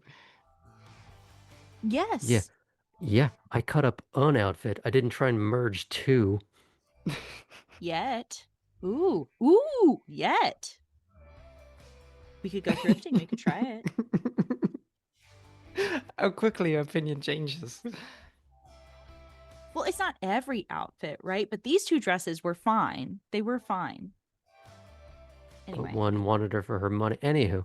Yeah. How is it supposed to end? She was supposed to get with Ducky. Yeah. And and it didn't test well. Like the producers didn't like it, which is why. Like I don't get that. Yeah. See, this is why those twits that did Game of Thrones, they went subvert expectations. They learned the wrong lesson. Boy, howdy did they. Is it subverting your expectations to just stop trying? I mean, I guess it is. We're blurring the lines between our real life grievances and our vampire grievances. I was like Ellie was getting ready to go on a tirade, but that was Smoggles getting ready to go on a tirade, not Ellie. We finally found where that Venn diagram becomes a perfect circle. Yeah, I thought we'd established Artem hasn't seen Game of Thrones. He has, but it's like the low budget porn parody. Game of Bones. Game of Bones. Yeah, there you go. I mean, it's HBO. How would you tell the difference? Valid. There it is. But as things finally begin to wind down, it's probably a good time for them to start filtering back out into the night. So, who is the first to leave the party?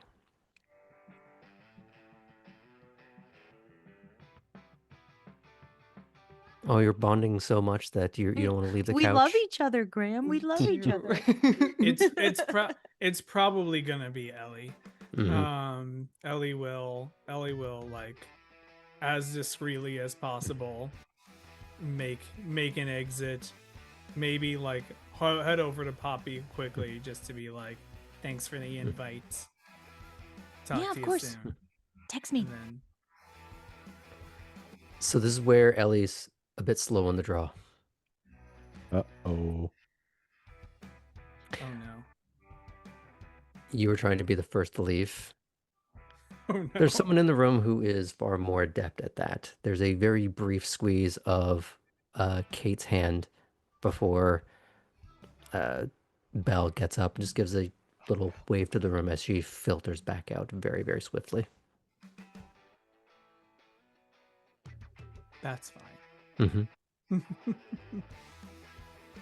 Ellie quickly follows out, and if Belle looks in their direction, we'll maybe like wave by. But Yeah, there's a very sort of polite wave if one is offered. yeah.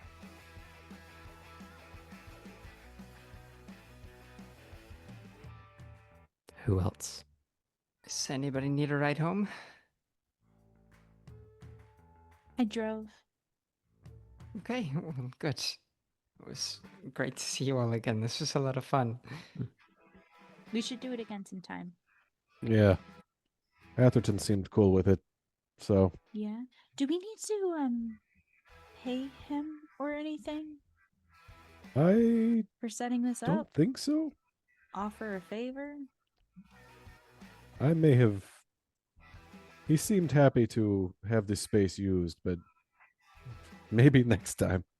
Okay. It might depend on how disruptive we were tonight. Very true. Yeah, hopefully we were in that positive. And, maybe next time, maybe there's a way to find some snacks. I'm gonna look into this. Yeah, that'll be fun. Oh, you want snacks? Yvette Uh-oh. says, still in the room. Well, I mean, it could be nice, right? It's sort of the one thing that we were missing. I might be able to swing something. Okay, I'm interested. Like what? Like what would you swing? Don't worry about it. It was Poppy. We should get together sometime. Huh? What? should Poppy's get- still like Mhm. thinking about the snacks. Like, what? How does that work? Yeah, we should. We should. Yeah, we should go out sometime. We'll set something up. Sounds good. And she gets up to leave. Artem, good to see you. Yvette, good to see you. And she'll lean in to give a little kiss on the cheek. It's a lot more of a production because Artem is a very tall lad, and she is a toreador, so she's making a bit of a show of it, a little bit of a bend and twist, just to make it a little bit more of a pose, a little bit more of a show. Not everyone. Night. As soon as she leaves, Poppy's gonna be like, "Wait, Artem, how do you know her?" Oh no, man. Yeah. What How do you is- know him? How do you know her, Artem? What is her deal with you? Chris is gonna like lean and cross her arms, and it'll just lean into Kate. Like, yeah, Artem, what's her deal with you? I don't know. Should we go ask her about her intentions? What is your intentions with my Artem? We could. We could do this. You can, Poppy. I've never been so happy to not be on someone's radar. Hmm. She Chris seems turns looks at nice. Chris turns and looks at Kate like, yet. You know, the day may come. Yeah, she might be working her way up the social ladder. Be careful. Hmm. Ellie from their car is just like, I feel like I got insulted. But by that metric, Ellie is above Artem. That's right. Yeah. That's true.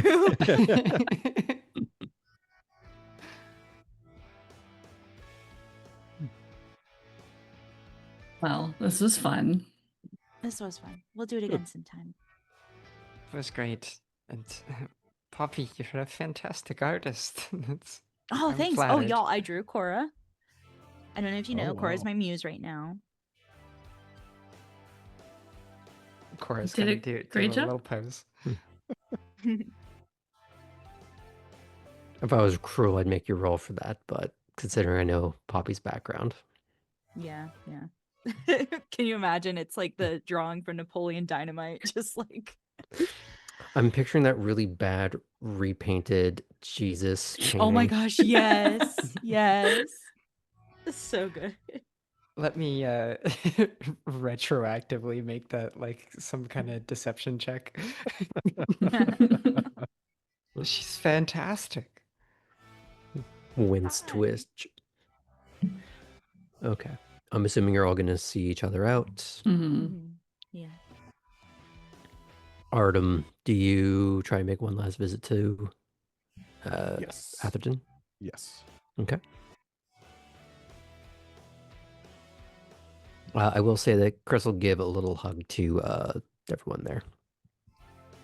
When Chris and Cora exchange a little hug, I want to say, like, hey, dancing was really great the other night. If we could start to maybe go out and do that more regularly, I think I'd like that. Yeah, I think we could do that. Good. Oh, okay. Wait a minute. I knew this place. We're gonna find a place. Unless you want to go back to the same one. No, I'm excited to explore. Okay. Talk to you later. See you later.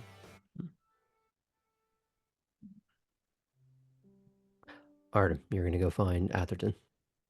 Yeah. So things are winding down. Where is he at the moment? I'd say he's in the lobby. He's probably just sort of like glad handing as he's seeing people out as things are definitely winding down. Mr. Atherton, thank you so much for the space. How was the noise level? Oh, not at all. Perfect. While we don't have a great deal of additional soundproofing, it's also not that powerful of a sound system. But I take it all involved had a good time. Oh, yes. Yeah, it was yeah, it was excellent. Thank you. Of course. I wanted to additionally say that my coming here has been a bit of a shock for me, and I've been very thankful for the people who have made it so much easier to land on my feet.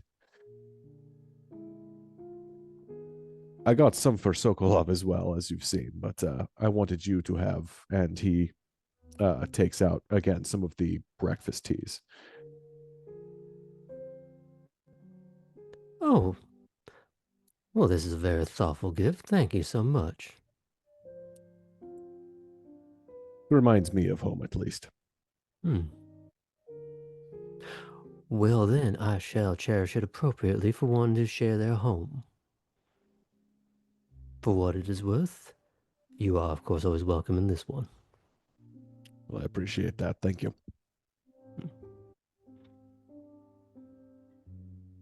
Please, enjoy the rest of your evening. Have a good night.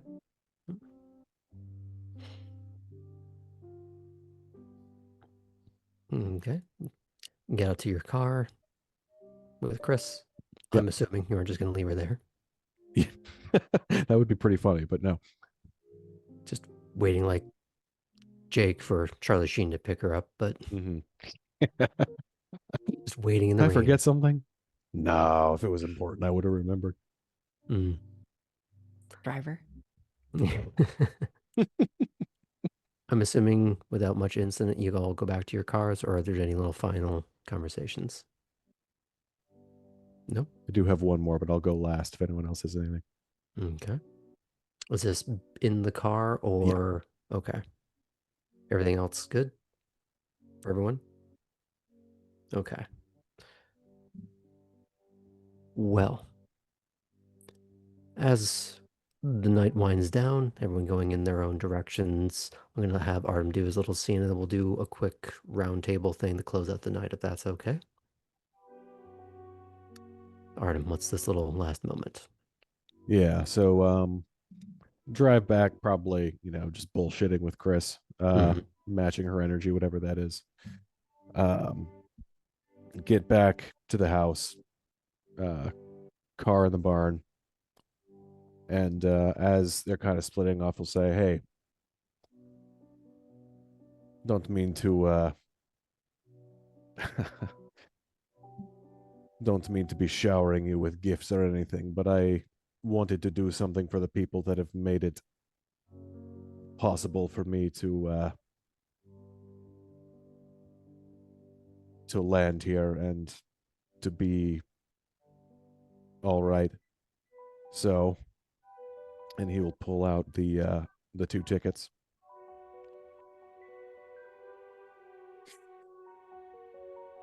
Think you can use these?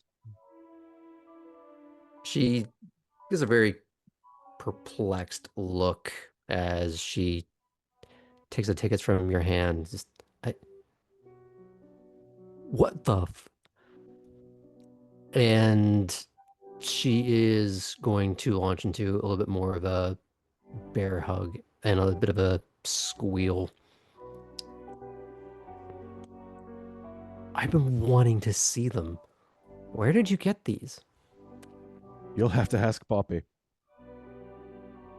She is pretty damn good at this. Yeah. Listen, you made it easier for me too. Good. Let's keep that up, yeah? Yeah. Thanks, Artem. Thank you, Chris. Have a good night.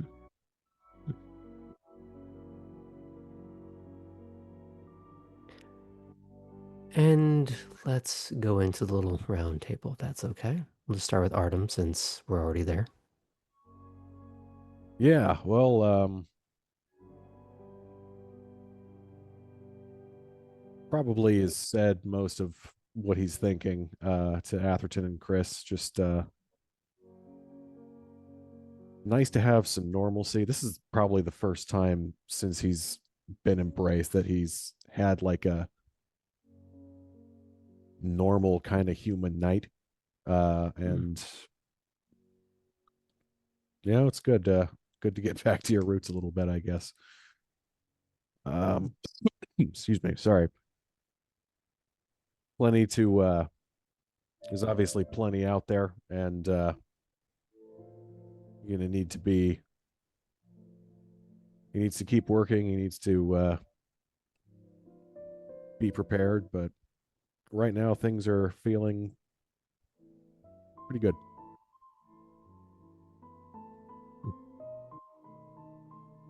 Well, it's okay if I move along. Thank you. Ellie. It's me.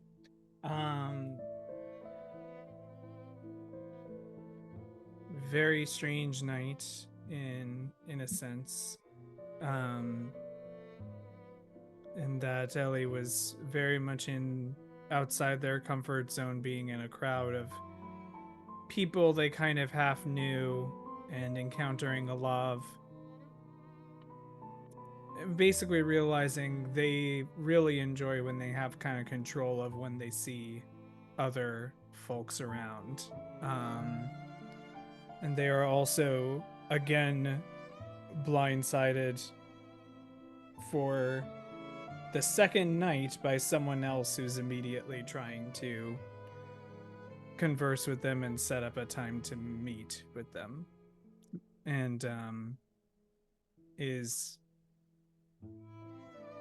curious but also has their guard up, and it's going to take a little bit to bring that guard down.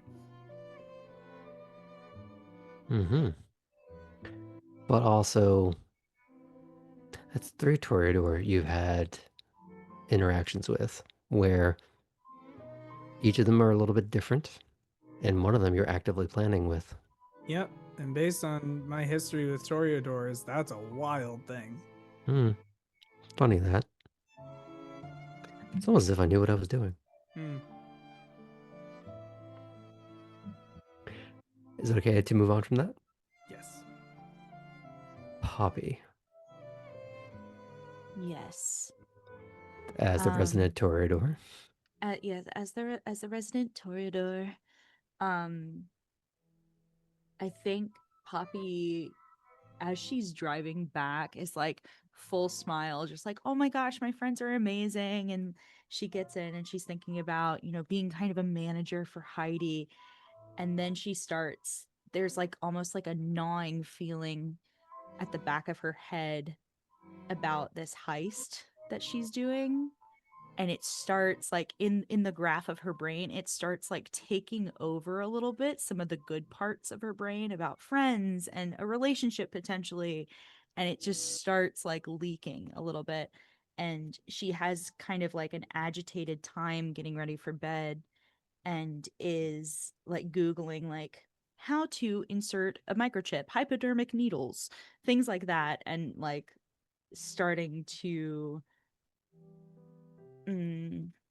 her brain is starting to fall into old habits, let's say. And to calm herself down, she plays a couple of rounds of chess with Lump before falling into a bit of a fitful sleep for the evening. Okay. Can I move on from there? Mm-hmm. Kate. Kate, who I feel like was the most resistant to the use of the word coterie and the concept with this particular group, it felt like one tonight. Still in the early stages. I still don't know if we would take bullets for each other, but this is a group that we have come to rely on. And Smaller then bullets. smaller bullets, emotional bullets, maybe. Just as deadly sometimes. And then seeing the others who voluntarily joined us was strange and wonderful in its own way. And just sitting between Chris and Belle was such a special moment. Because she hasn't had people she can trust in that way in a very long time. And then the intriguing interaction with Max. And I don't think Kate can ever really shake the underlying thought that someone probably has an agenda, because everyone does, even if they don't realize it, but is intrigued at what his might be and learning more. I'll throw you one other thought. Given how you first met Belle, how you shattered the phone that she had at the time, and that she briefly had you hold her current one, how did that make Kate feel? The significance of it was not lost on Kate.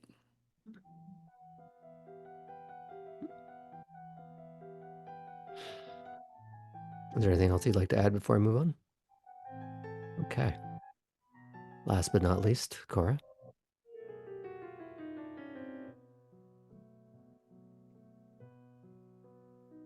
Cora is again struck by this friendship dynamic that we've all been sort of talking about. I think Cora has not had a group of friends like this since like school. So like, you know, not even when she was alive, was this something that she had.